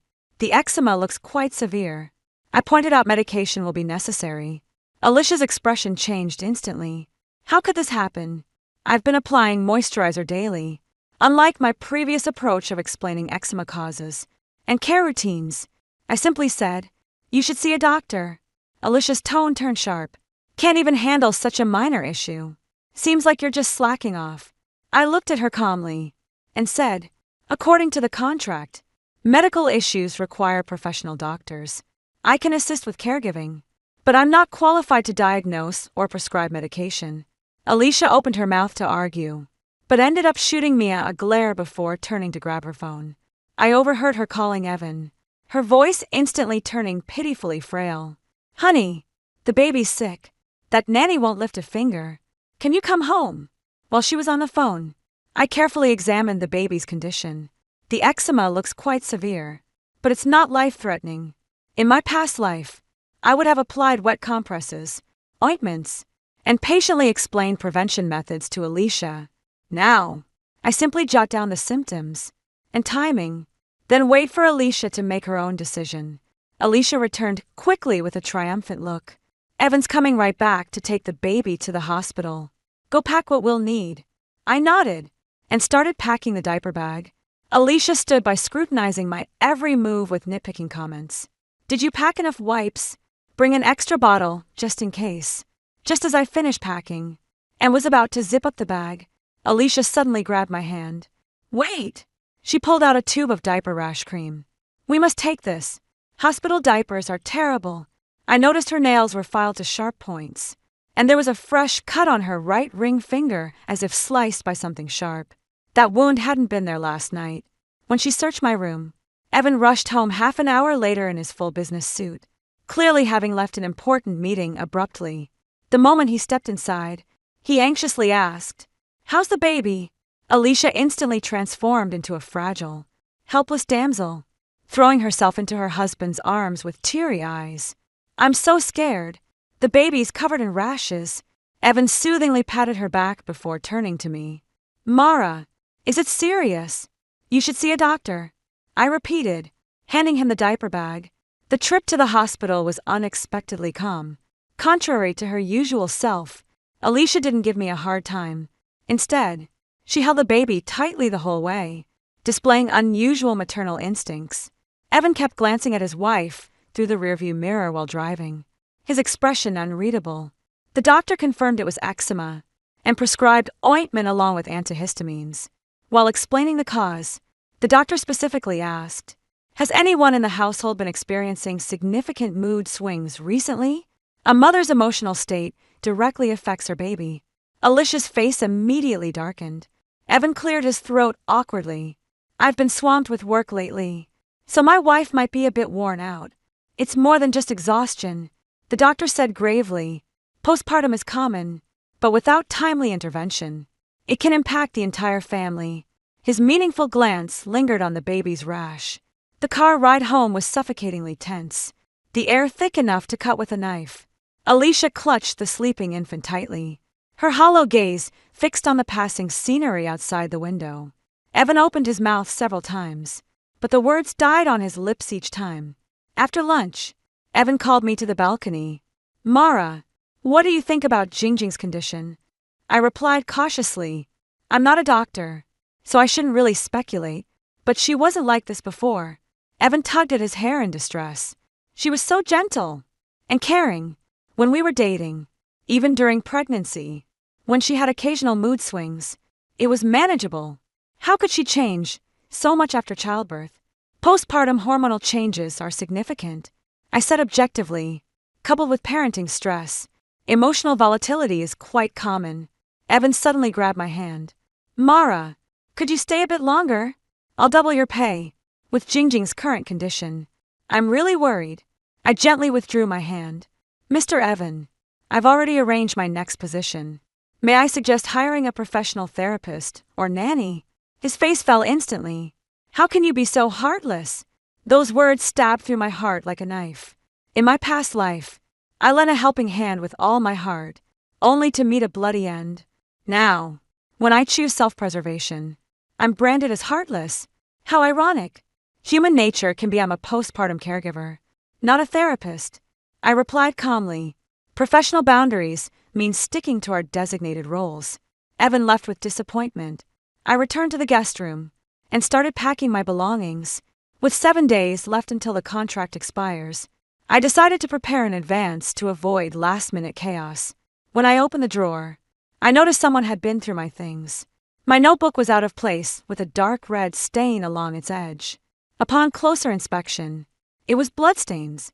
Alicia did go through my things last night and accidentally cut her hand. I smirked coldly, took out the little notebook documenting Alicia's suspicious behavior and recorded this incident in detail. Then I checked other corners of the room. A tiny black object had appeared in the gap of the nightstand. I pretended not to notice, letting the miniature recording device keep running. That afternoon, Alicia suddenly knocked on my door, claiming she needed advice on eczema care. Following her to the nursery, I noticed she prepared pen and paper like she was taking notes, explained those doctor-recommended methods again in detail. She ordered curtly. I simply reiterated the doctor's advice without adding any personal anecdotes. Alicia took careful notes, though her gaze kept drifting to my left wrist, where I wore a luxury watch gifted by my former employer. "Nice watch," she remarked abruptly. "Do postpartum caregivers make that much?" "A parting gift from my previous employer," I replied calmly. Alicia pursed her lips. "We're on great terms." I didn't respond, just continued explaining the ointment application. After the session, Alicia suddenly asked, "Found your next gig already?" "That's my personal business," I replied with a smile. Alicia's face darkened. "Taking side jobs while employed here? That's against protocol, isn't it? My contract has a fixed term. It's not indentured servitude." I maintained polite yet firm composure. I fulfilled my duties with integrity throughout my employment. Alicia sprang to her feet. "Get out!"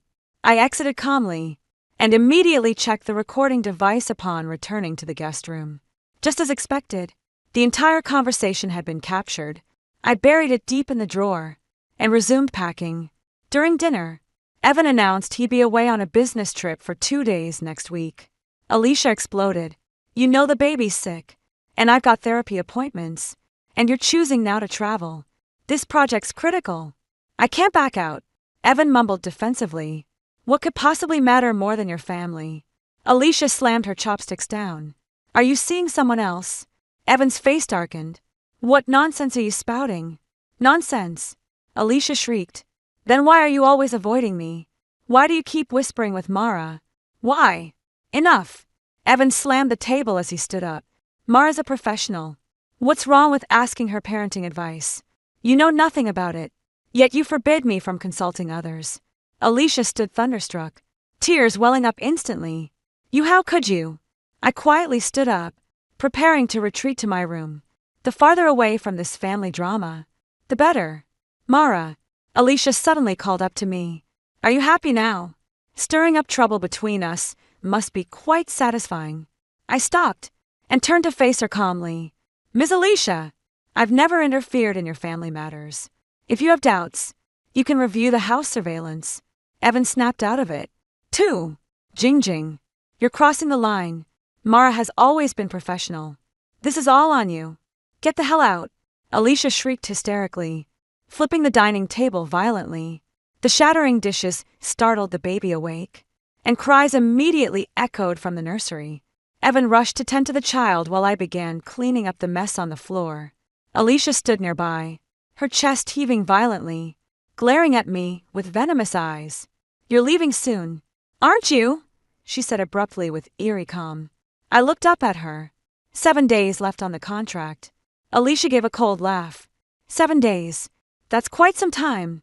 I didn't respond, just kept gathering the broken pieces. Alicia shot me one last glare before turning toward the nursery. The night deepened, yet sleep eluded me as I lay in bed. Alicia's final words hung over me like a sword of Damocles. 7 days. That's quite long. Was that a threat? In my past life, she'd struck the day before my contract ended. My phone vibrated abruptly with a message from Mrs. Karen. "Mara, I've drafted the contract. When would you be available to review it?" I replied, "How about 3 days from now? My current contract is about to wrap up." Mrs. Karen instantly responded with a smiley face. "Perfect. The nursery's all set up. Just waiting for you." Putting down my phone, I felt slightly more at ease with another job lined up. I wouldn't have to worry about income anymore. The only thing left now is to make it safely through these final 7 days. I got up and double-checked the recording device to ensure it had enough battery. Then I retrieved the pepper spray from under my pillow and placed it within easy reach outside the window. A waning moon hung high, casting its pallid glow into the darkness.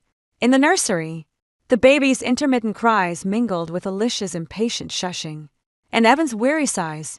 This household is crumbling apart, and I'll watch its collapse with cold detachment. A piercing scream shattered the morning tranquility. I bolted upright in bed and glanced at my phone. 5:40 a.m. The first pale light of dawn. The scream came from the master bedroom. It was Alicia's voice. "Evan, get your ass up." Then came the dull thud of something heavy hitting the floor, followed by a man's muffled protests. I slipped out of bed quietly and pressed my ear against the door. The couple was fighting again, and this sounded nastier than any of their previous arguments. This is the third time. Alicia's voice was shrill enough to shatter glass. Sneaking out to make calls 3 nights running. "Who is it? Who could possibly be that important?" Evan's muffled response dissolved into low, frantic excuses. "Work. 3 a.m. work calls." Alicia let out a hysterical laugh. "Do you take me for an idiot?" A baby's wail joined the chaos. I hesitated for a moment before deciding not to intervene. According to my contract, work starts at 7:03, and domestic disputes aren't covered. The argument lasted nearly half an hour before ending with a deafening slam of the door. Through the gap in the curtains, I saw Evan rush out disheveled, jump into his car, and speed away. "You arrive at 7 o'clock. I showed up in the kitchen punctually and started preparing breakfast. Alicia didn't appear until 9 o'clock, her eyes swollen like peaches with a suspicious red mark on her left cheek. She mechanically chewed the oatmeal I'd prepared, staring blankly at the table. "Miss Alicia, would you like me to give the baby a massage today?" I broke the silence. Alicia jerked her head up, fury flashing in her eyes as I instinctively took half a step back. "Now you're being proactive. Weren't you giving me the cold shoulder this whole time?" Maintaining my professional smile, I replied, "Therapeutic massage falls within our contractual services, and I've been performing it consistently." Contracts. Alicia suddenly slammed her bowl onto the table. "That's all you ever talk about. Other postpartum caregivers go above and beyond. But you're like some emotionless robot, setting down the spoon." I met her gaze directly. "Miss Alicia, I've strictly adhered to every contractual obligation, and even exceeded expectations in certain areas. If you're dissatisfied, please provide specific examples." Alicia's face cycled through several expressions before settling into a cold smirk. "Specific examples? Fine. That night, when the baby had colic, you knew how to massage, but deliberately didn't show us. For diaper rash, you just slathered on some ointment and called it done. And when I was having an emotional breakdown, you couldn't even offer a single word of comfort." Calmly pulling out my phone, I opened a document. "These are detailed work logs. I did provide emergency treatment for the colic that night, and emailed the full care instructions the next morning. Regarding the diaper rash, 7 documented treatments, all recorded here. As for emotional support," I paused briefly, "that's genuinely outside the contract scope." Alicia gaped at the records on my phone. Timestamps, incident details, treatment methods, even photographic evidence attached. The thorough documentation completely caught her off guard. You prepared all this beforehand." Her voice trembled. "Were you planning to deal with me all along?" "Just professional practice." I retrieved my phone. "Every client has such records to prevent disputes." Alicia abruptly stood up, her chair screeching across the floor. "Mara, I've had enough of you. I'm reporting you to the company today." "Go ahead," I said calmly. "My records speak for themselves." Alicia stared at me like I was some freak before storming off to the bedroom and slamming the door shut.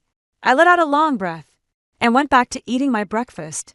The old me would have burst into tears at such baseless accusations, but now I just found it laughable.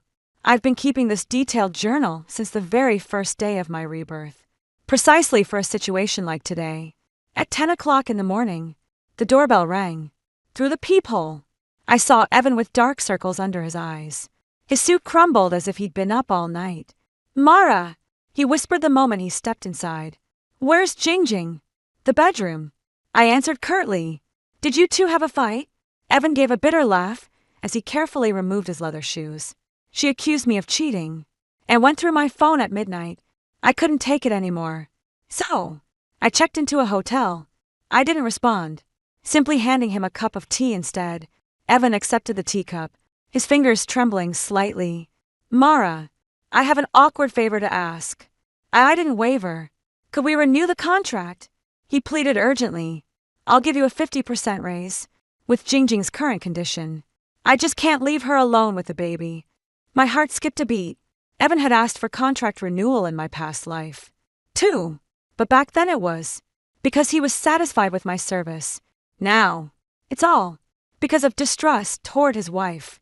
I'm afraid I've already committed to another family. I declined politely. And unless Alicia doesn't seem particularly fond of me, she's just jealous of you, Evan blurted out, then cut himself awkwardly. I mean, her postpartum emotions are unstable. She's been irritable with everyone. Mr. Evan, I met his gaze directly. I'd suggest focusing more on your wife's mental well-being rather than changing maternity nurses. Evan froze, then gave a bitter smile. You're right, but I remained silent. This wasn't my problem to solve. Evan suddenly grabbed my hand. Mara, do me this favor. Just stay 2 more weeks. At least until I wrap up this project. I gently withdrew my hand. The contract ends in 4 days. I'll fulfill my duties till the last minute, but renewal is out of the question. Evan sighed in disappointment and was about to speak when the master bedroom door suddenly swung open. Alicia stood in the doorway, her face deathly pale, eyes blazing with terrifying fury. I knew it. Her voice was barely audible. You too. Behind my back. Evan scrambled to his feet. Jing. You've got it all wrong. I was just asking Mara about contract renewal. Renewal? Alicia shrieked with laughter. Oh, please. The kind of renewal you discuss in bed. Miss Alicia! I interjected calmly. Let's stick to facts. We can review the surveillance footage to verify our conversation. The Alicia household had installed cameras in common areas to monitor their maternity nurse. Ironically, this has now become my protective shield. Alicia's face contorted, then twisted into something even more vicious. Footage can be deleted. Did you really think I didn't know about your dirty little secrets? She suddenly lunged at me. Get out! Get the hell out of my house right now. I took a step back. According to the contract, I still have 4 days left in my service period. Early termination requires penalty payment. Penalty fee. Alicia laughed hysterically. Fine. How much? 100 grand? 200? I can afford it. Evan quickly stopped his wife. Calm down. Get a grip. Mara's always been professional. This is our family's issue. Our family? Alicia whirled around to face her husband. So, you finally admitted you and her are the real family, aren't you? Evan was stunned by the absurd accusation. What the hell are you talking about? Me talking nonsense. Alicia's voice dropped suddenly, laced with terrifying calm. Then why were you calling her darling at midnight? Why do you have her photos in your phone? Why? What photos? Evan looked completely baffled. Alicia pulled out her phone, pulled up a photo, and shoved it in his face. I glanced at it. Just a perfectly normal workshop from last week. Evan holding the baby, while I stood beside them adjusting the pose. This is just parenting advice. Evan said exasperatedly. Mara was showing me how to hold the baby. Showing you in bed. Alicia sneered. I took a deep breath. Mississippi Alicia. This is an insult to my professional integrity. If you insist on these baseless accusations, I can terminate our contract immediately and reserve the right to legal action. Alicia was stunned by my firm stance. Momentarily speechless, Evan seized the moment to grab her arm. Jing, you need rest. Let me take you back to your room. Alicia shook off her husband's hand, but didn't continue her outburst. She just fixed me with that bone-chilling stare and enunciated each word. In 4 days, you'd better be gone for good. Then she turned and stormed back into the bedroom, slamming the door shut violently again. Evan stood frozen in place, utterly at a loss. I calmly resumed preparing lunch as if the earlier drama had never occurred. Mara. Evan finally broke the silence. I'm sorry. Jing. She no need to explain. I cut him off. I'd advise paying closer attention to your wife's state. Severe postpartum depression can lead to dangerous behaviors. Evan's expression darkened. Are you saying she'd harm herself? I remained silent, just casting a meaningful glance toward the nursery. Evan's face went deathly pale that afternoon. While Alicia was napping, Evan left for work again. I checked the surveillance camera positions to ensure they were functioning properly. Then I texted Mrs. Karen to confirm the handover details scheduled 3 days later. My phone rang while I was tidying up the nursery. It was an unknown number. "Is this a mess, Mara?" a woman's voice inquired. "This is David from Sunshine Housekeeping." My heart sank.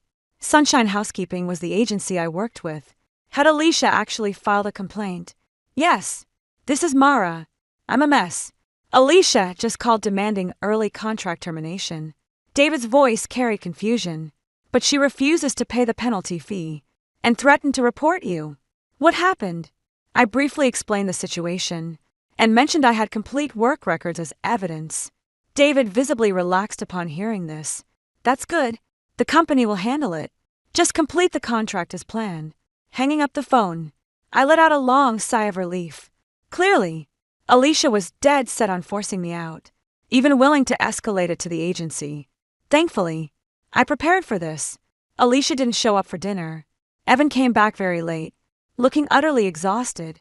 He told me Alicia had locked herself in the bedroom all day, refusing to see anyone, not even their baby. "Mara," he hesitated, "could you check on her? She won't answer when I knock." I was about to refuse, but thinking of that innocent child, I nodded instead. I gently knocked on the master bedroom door. "I'm a mess. Alicia, would you like dinner?" No response. I knocked again. "The little one misses you." The door swung open abruptly. Alicia stood at the doorway, her eyes red and swollen, clutching a phone in her hand. I noticed her jagged, bitten nails, and the fresh blood oozing from the wound on her right ring finger. "Cut the crap," she hissed. "Isn't this exactly what you wanted? Me out of the way so you can take my place." I remained calm. "I'm just relaying Mr. Evans' message. The baby does need its mother." Alicia's gaze suddenly turned distant. "A mother? Do I even deserve to be called one?" She looked down at her hands. "I can't even control myself." For a moment, I almost pitied her, but the searing memory of that dagger plunging into my gut in our past life snapped me back to reality. "Shall I call a doctor for you?" I asked professionally. Alicia jerked her head up, vulnerability in her eyes instantly replaced by fury. "Get out." The door slammed shut in my face once again. Back in the guest room, I meticulously checked all belongings, confirming nothing had been disturbed. Then I pulled out that little notebook from under my pillow and documented everything that happened today. Alicia's emotional outburst, baseless accusations, refusal to fulfill maternal duties, all crucial evidence. Closing the notebook, I glanced at the calendar. 3 days left until the contract expires. Not exactly an eternity, but not exactly a blink either. I took out my phone and texted Barbara, the postpartum doula I knew from the neighborhood. "Do you have contact info for Alicia's previous nanny?" Barbara replied promptly, "Linda, she's gone back to her hometown." Why the sudden question? "Just curious." I responded. "Was she happy working there?" "Happy." Barbara sent a scoffing emoji. "Rumor has it Alicia drove her nearly to depression. She terminated her contract early and left." My heart sank. Looks like Alicia's issues were brewing long before this. It wasn't me. Just as I was about to turn off my phone and sleep, a text from an unknown number popped up. "Beware the final day." Staring at this cryptic warning, a chill ran down my spine. Who sent this? What does it mean? Could it be my fingers hovered over the keyboard? But no reply came. No matter what, there are only 3 days left. I'll be extra careful to get through these final days safely.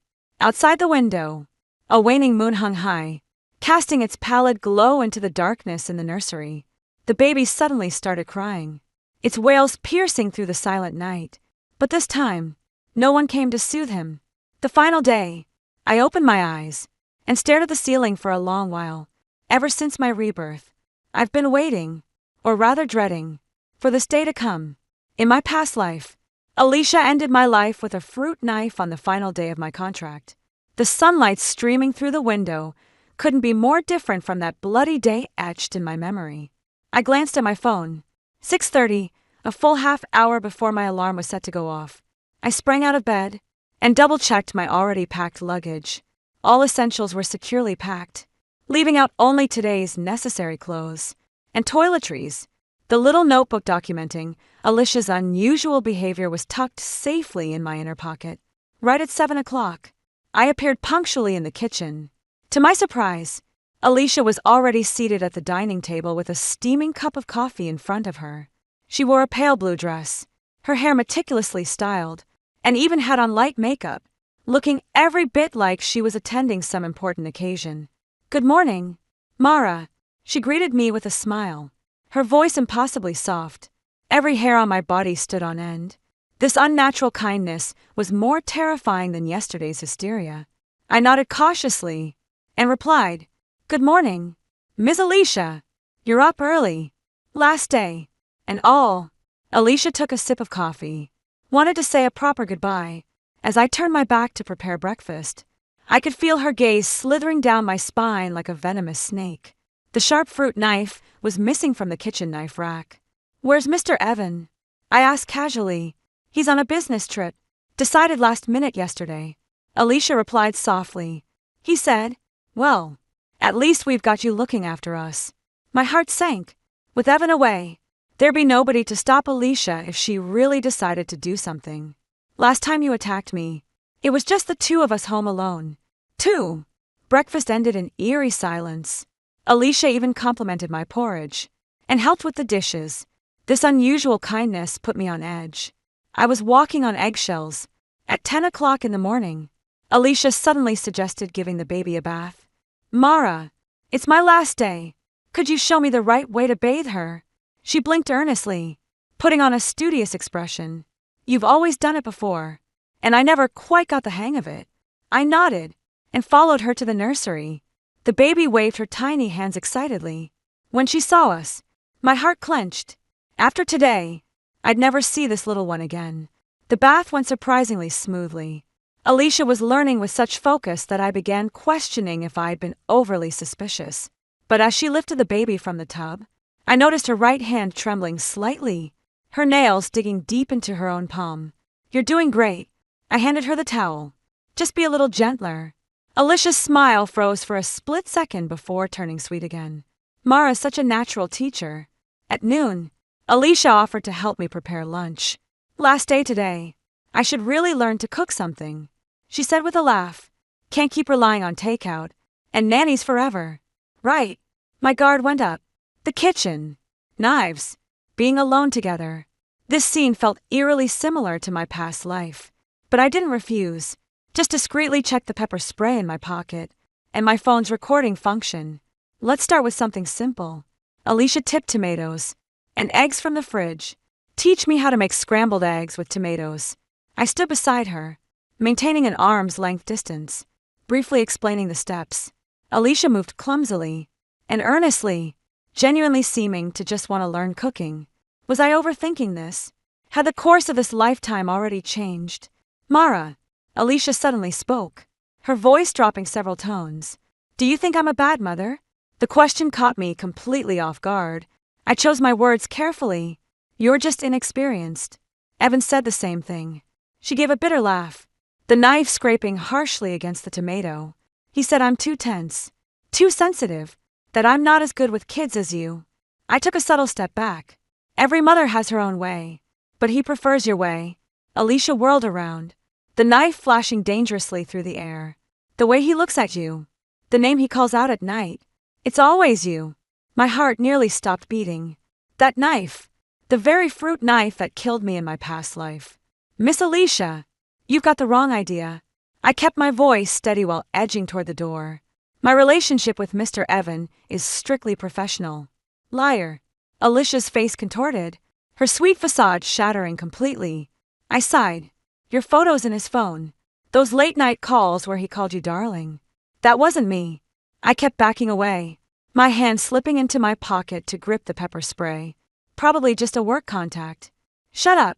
Alicia advanced with the knife, madness flickering in her eyes. "Last day. You think I'd let you walk away to join his next puppet?" My back hit the refrigerator. Nowhere left to retreat. Alicia's face was inches away, her breath carrying the bitterness of coffee and a faint whiff of alcohol. "Did you know?" She suddenly giggled, her voice dripping with sickly sweetness. Disfigurement carries a lighter sentence than murder under criminal law. Now's the moment. I whipped out the pepper spray and aimed straight for her eyes. Alicia shrieked, wildly swinging her knife as I dodged sideways and hit play on my phone. "You're just a nanny. How dare you bully me and steal my husband and baby?" Alicia's own voice blared from the phone speaker, the exact recording of her threatening me in the nursery that pre-dawn. Alicia froze, her swollen eyes widening further. You recorded me?" Occupational reflex. I swiftly circled to the opposite side of the dining table, maintaining a safe distance, just like keeping work logs. Self-protection. Sneaky Alicia shrieked, brandishing the knife as she lunged again. This time, I blocked her wrist with the tray and swiftly twisted her arm, pinning her against the table. The knife clattered to the floor. "Let me go," Alicia spat, struggling violently. "You thief." Just then, the door burst open. Evan stood frozen in the doorway, staring in shock at the scene, me pinning his wife down with a knife lying on the floor. "Mara, Jing, what's going on?" Alicia instantly switched expressions, bursting into theatrical tears. "Honey, she tried to kill me. She threatened me with that knife." I released my grip and picked up the phone to replay the recording. Alicia's threatening words echoed clearly through the kitchen. Evan's face gradually drained of color. "Jing, his voice trembled. "Did you really say those things?" Alicia's expression shifted from wounded to shocked before twisting into fury. "Damn right I did. So what? That seduced my husband. Stole my child. I'll make her wish she'd enough." Evan roared louder than I'd ever heard him. "Mara's always been professional. You're just being paranoid." Alicia stood frozen as if struck by lightning. Her eyes darted between her husband and me before she let out an inhuman shriek. Grabbing a knife and bolting outside, Evan tackled her mid-stride, sending them both crashing to the floor in a tangled heap. I calmly called the police and retreated to a safe corner. Alicia kicked and bit like a madwoman, a far cry from her usual refined elegance. Evan finally wrestled the knife away, but not before getting several bloody scratches on his face. The police arrived 10 minutes later. I submitted the audio recordings and work logs, while Alicia was taken away for psychiatric evaluation. As she left, she glanced back at me with a look that froze my blood, identical to when she stabbed me in our past life. "I'm sorry, Mara." Evan slumped on the couch, his voice hoarse. I should have noticed something was off about her. I didn't respond, just started tidying up the kitchen. The police took the knife as evidence, but lunch still needed to be prepared. "Where's the baby?" Evan suddenly remembered, standing up in panic. "In the nursery. Asleep." I replied, "You should hire a professional nanny. Ms. Alicia might not be fit to care for the child anytime soon." Evan nodded, tears welling in his eyes. "Mara, could you stay a few more days? Just until I find someone to take over." I stopped what I was doing and looked him straight in the eye. "Mr. Evan, the contract ends today. My bags are already packed." His lips parted as if to say more, but he just nodded wearily in the end. "I understand. Thank you for taking care of things these past 3 months. By 3 in the afternoon, all my luggage had been moved to the doorway. In the nursery, the baby was still fast asleep. I gently touched his little face, my heart filled with mixed emotions. "I'll take good care of him," Evan said at the doorway. "And about Jing, I am truly sorry." I handed him a flash drive. "This contains my parenting notes and some records of Ms. Alicia's behavior. They might come in handy." Evan took the flash drive with a complicated expression. "Thanks. You've been far more responsible than we were." With one last glance at the house that had once claimed my life, I picked up my luggage and walked away without looking back. My phone rang just as I eyed out of the residential complex. It was Mrs. Karen. "Mara, does 9 a.m. tomorrow work? I'll send a car to pick you up." "No problem," I replied with a smile. "See you tomorrow." Hanging up the phone, I took a deep breath of liberating air. 3 months into my rebirth, I've finally shaken off the nightmares of my past life and stepped into a brand new existence. Yet, in some corner of my heart, I can't help wondering, will Alicia seek therapy? Will Evan be a good father? Will that innocent child grow up happy? The answers to these questions no longer concern me. I hailed a cab and rode toward my new life. Sunlight streamed through the floor-to-ceiling windows, casting diamond-shaped patterns on the hardwood, gently rocking the newborn in my arms. I hummed a soothing lullaby. The little one yawned, gradually closing those eyes framed by long lashes that cast delicate shadows on rosy cheeks. "Mara, you're practically a magician." Mrs. Karen leaned against the doorframe, admiration shining in her eyes. "The little one never takes more than 5 minutes to fall asleep in your arms." With a smile, I settled the baby into the crib and tiptoed out of the nursery. "You'll get used to it. Every child has their own rhythm. We just need to find it." 3 months now. It's been 3 months since I left Alicia's place. These 90 days at Mrs. Karen's home restored my dignity and joy as a postpartum caregiver. Mrs. Karen is a single mother who's understanding, respects professionalism, and never oversteps boundaries. Her baby was much easier to care for than Alicia's child, rarely fussing without reason. "Mara, Rosie just called asking if you could help her next month." Mrs. Karen handed me a cup of herbal tea. I told her that's entirely up to you.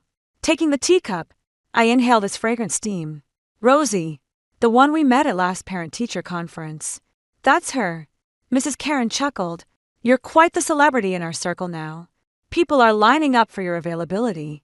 Sipping the tea, I felt a warm glow spreading through me. Though I'd been a top-tier postpartum caregiver in my past life, I'd never been in such high demand. After rebirth, I learned to maintain professional boundaries and unexpectedly gained more respect. My phone buzzed abruptly with Barbara's message. "Mara, heard Alicia got committed. Evan's filing for divorce and fighting for custody." My finger hovered over the screen, momentarily at a loss for words. This outcome was both expected and stirred complicated emotions within me. "What's wrong?" Mrs. Karen immediately picked up on my unusual demeanor. I handed her my phone to see. Mrs. Karen skimmed through the messages inside. "So, this is your former employer." I nodded and briefly explained Alicia's mental state and our final confrontation, naturally omitting any mention of rebirth or murder. "Oh my God!" Mrs. Karen covered her mouth. "You must have been terrified." "More than anything, I felt regret." I gazed out the window. Such a happy family destroyed just like that? Mrs. Karen shook her head. "It wasn't your fault. Postpartum depression is common, but for it to escalate to that point, there must have been warning signs." Her words brought back memories of my past life. If I'd kept my distance back then like I do in this life, would Alicia's jealousy have escalated to murder? Sadly, we'll never know.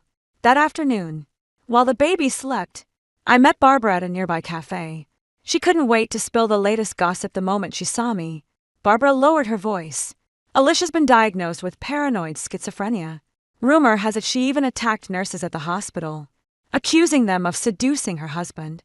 Stirring my coffee, I felt none of the expected schadenfreude, just quiet sorrow. "What about the child?" "Evan's taking care of it for now." Barbara scoffed. "But what does a grown man know about infants? He's scrambling to find a nanny. Hasn't he reached out to you?" Barbara asked abruptly. "Word is he's been asking around for your contact info." My hand trembled slightly, spilling a few drops of coffee. "Evan's looking for me?" "Why? No." I wiped the table clean. "We've been over for ages." "Thank goodness." Barbara dramatically clutched her chest. "The farther you stay from that kind of family, the better." A light drizzle began to fall as I stepped out of the cafe. Though umbrella-less, I felt no urgency to return. The gentle raindrops kissed my face like a cleansing ritual. 3 months ago, I'd stormed out of Alicia's place, seething with hatred and fear. 3 months later, I found myself able to reflect calmly on that family tragedy. Time truly is the best healer. My phone rang again, this time displaying an unknown number. After a moment's hesitation, I answered the call. "Is this a Ms. Mara?" inquired a professional female voice. "I'm Director Laura from the Maternal and Child Health Center. We'd like to invite you as a guest speaker for our postnatal care seminar next month to share your experiences." I was surprised. "Me? Why me?" "Mrs. Karen and Rosie highly recommended you," Director Laura said with a smile. "They mentioned your exceptional skills in handling complex family dynamics while maintaining professional boundaries." "That explains it." After a moment's consideration, I accepted the invitation. Perhaps my experiences, whether lessons from past lives or wisdom gained in this one, could genuinely help others. On the day of the lecture, the venue was packed with expectant parents and new moms and dads. Standing at the podium, I shared key insights about postpartum care. The most crucial thing is setting clear boundaries. We're professionals, not family members. Excessive emotional involvement can backfire. Someone raised their hand. Teacher Mara, how should we handle situations where new mothers become emotionally unstable or even distrustful of us? This issue stabbed into my memory like a knife. I took a deep breath. First, maintain professional boundaries and avoid getting entangled in family conflicts. Second, document your work thoroughly to protect yourself. Lastly, if the situation escalates, consider terminating the contract promptly. Wouldn't that come across as too cold? A pregnant woman asked anxiously. Professional doesn't mean cold. I smiled. Just as doctors need proper detachment, when treating patients, we're helping families through challenging times, but helping doesn't mean replacing. After the lecture, several expectant mothers gathered around me asking for more details. One of them suddenly remarked, Teacher Mara, you explained everything so vividly. It's like you've experienced it firsthand. My smile froze momentarily. Every seasoned maternity nurse has witnessed all kinds of family situations. What matters is learning from them to avoid repeating mistakes. That evening, Mrs. Karen's TV was airing a legal program about a case where a mother suffering from postpartum depression harmed her infant. Staring at the haggard woman on screen, I suddenly thought of Alicia.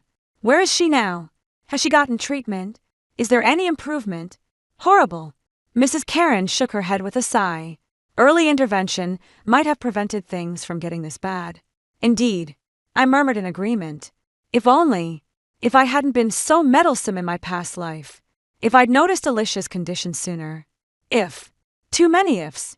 But time only moves forward. A month later, an email landed in my inbox. The sender was Sunshine Home Care Training Center, inviting me to serve as their guest lecturer for a course titled Professional Boundaries and Self-Protection for Postpartum Caregivers. Attached to the email was a participant roster. As I skimmed through the list, a familiar name suddenly caught my Evan. My heart skipped a beat. He signed up for maternity nurse training. Why? After much hesitation, I replied to the email accepting the invitation, but requested background checks on all participants. On the first day of class, I arrived at the training center an hour early and carefully reviewed the student files. Evan's profile was straightforward, a single father with a 5-month-old son. His reason for attending was to become a better caregiver. The classroom gradually filled up, mostly with young women, and a few middle-aged ladies. Evan was the last to arrive, still cradling an infant in his arms. He looked noticeably older, with silver streaks at his temples, but his child care movements had clearly gained practice ease. He froze visibly when he saw me at the lectern, then flashed an expression caught between embarrassment and delight, pretending not to recognize him. I proceeded with the lesson as usual. During the break, Evan approached me first. Mara, I never expected it to be you. I nodded. Mr. Evan, it's been a while. I'm raising the child alone now. He forced a smile while patting the baby in his arms. The little one's perfectly healthy. Just cries constantly at night. That's normal for this age. I replied professionally. You might want to try white noise. We exchanged some parenting tips. The conversation unexpectedly calm. Finally, Evan hesitated before saying, Jing Jing. She's doing much better now. Attending regular therapy sessions. That's really good to hear. I said sincerely. Mara. His voice suddenly dropped to a whisper. That day, thank you for not pressing charges. If you'd called the police, water under the bridge. I cut him off. What matters is now. He nodded gratefully, holding his child as he returned to his seat, watching his retreating figure. The last weight finally lifted from my chest. The course ran for 6 weeks, with Evan arriving early for every session and taking meticulous notes. He deliberately stayed behind after the final class to wait for me. Mara, could I take you to dinner privately? He asked nervously, just to thank you for the lessons and everything before. I declined politely. That won't be necessary. Mr. Evan, Taking good care of your child is thanks enough. I understand. He lowered his head. Actually, there's something I'd like to ask your advice about. Go ahead. Do you think, he hesitated, should I let Jing Jing see the child? The doctors say she's stabilized. But that's a tough one. I pondered for a moment. I'm no expert, but if I were to suggest, maybe try brief, supervised visits with professionals present. Evan nodded gratefully. Thanks. That helps a lot. He turned to leave, but suddenly looked back. Oh, Mara, that warning text you got the other day. That was from me. My eyes widened. What? I saw Jing Jing sharpening a knife and muttering your name. His voice trembled. I wanted to stop her, but the company sent me on a last-minute business trip, so I had to text you instead. So, that's how it is. That warning from the unknown number was actually sent by Evan. There was no such intervention in my past life. Maybe because Evan back then hadn't noticed his wife's unusual behavior at all. Thank you, I said sincerely. That text message really saved me. He smiled and walked away with the child in his arms. Sunlight streamed in from behind him, casting long shadows of the father and son. 6 months later, my postnatal care training program became hugely popular and even expanded to other cities. With Mrs. Karen's encouragement, I established my own professional postnatal care training institution with a simple name, Boundaries. On opening day, many industry peers and former clients showed up. Barbara came with her girlfriends to show support, while Mrs. Karen helped me greet guests. Even Evan made an appearance, bringing his baby who could already sit up. Principal Mara, say a few words. Barbara cheered, standing on the small podium. I looked at the familiar and unfamiliar faces below, suddenly feeling a lump in my throat. Thank you all for coming to Boundaries' opening ceremony. I steadied my voice. This organization's name embodies a truth I learned from a painful experience. Love and help require boundaries. Professionalism and personal life need separation. Only with healthy boundaries can relationships endure and assistance remain effective. Amid the applause, I noticed Evan discreetly wiping the corner of his eye. Mrs. Karen was the last to leave after the event. She gave me a hug. Mara, I'm so proud of you. After seeing everyone off, I sat alone in the brand new office, surrounded by walls covered with photos of students and their babies. Opening flower baskets adorned the desk, one bearing a card that read, "Thank you for teaching us the importance of boundaries, Student Evan." I picked up my phone and scrolled to Alicia's photo taken during a parent-teacher meeting. Her radiant smile gave no hint of the madness that would follow. After much hesitation, I ultimately chose not to delete it. These memories, be they the anguish of past lives or the redemption of this one, are part of who I am. Outside the window, the setting sun bathed the entire city in golden light. A fresh stack of trainee files sat on my desk, awaiting tomorrow's review. Each of them will learn to draw boundaries between compassion and professionalism, delivering the best care without overstepping. My fingers traced the folders lightly as a smile crept unbidden across my lips. Given a second chance, I've learned life's most crucial lesson. True help requires distance. Real love needs boundaries. And this is precisely the wisdom I aim to impart to every maternity nurse. The end.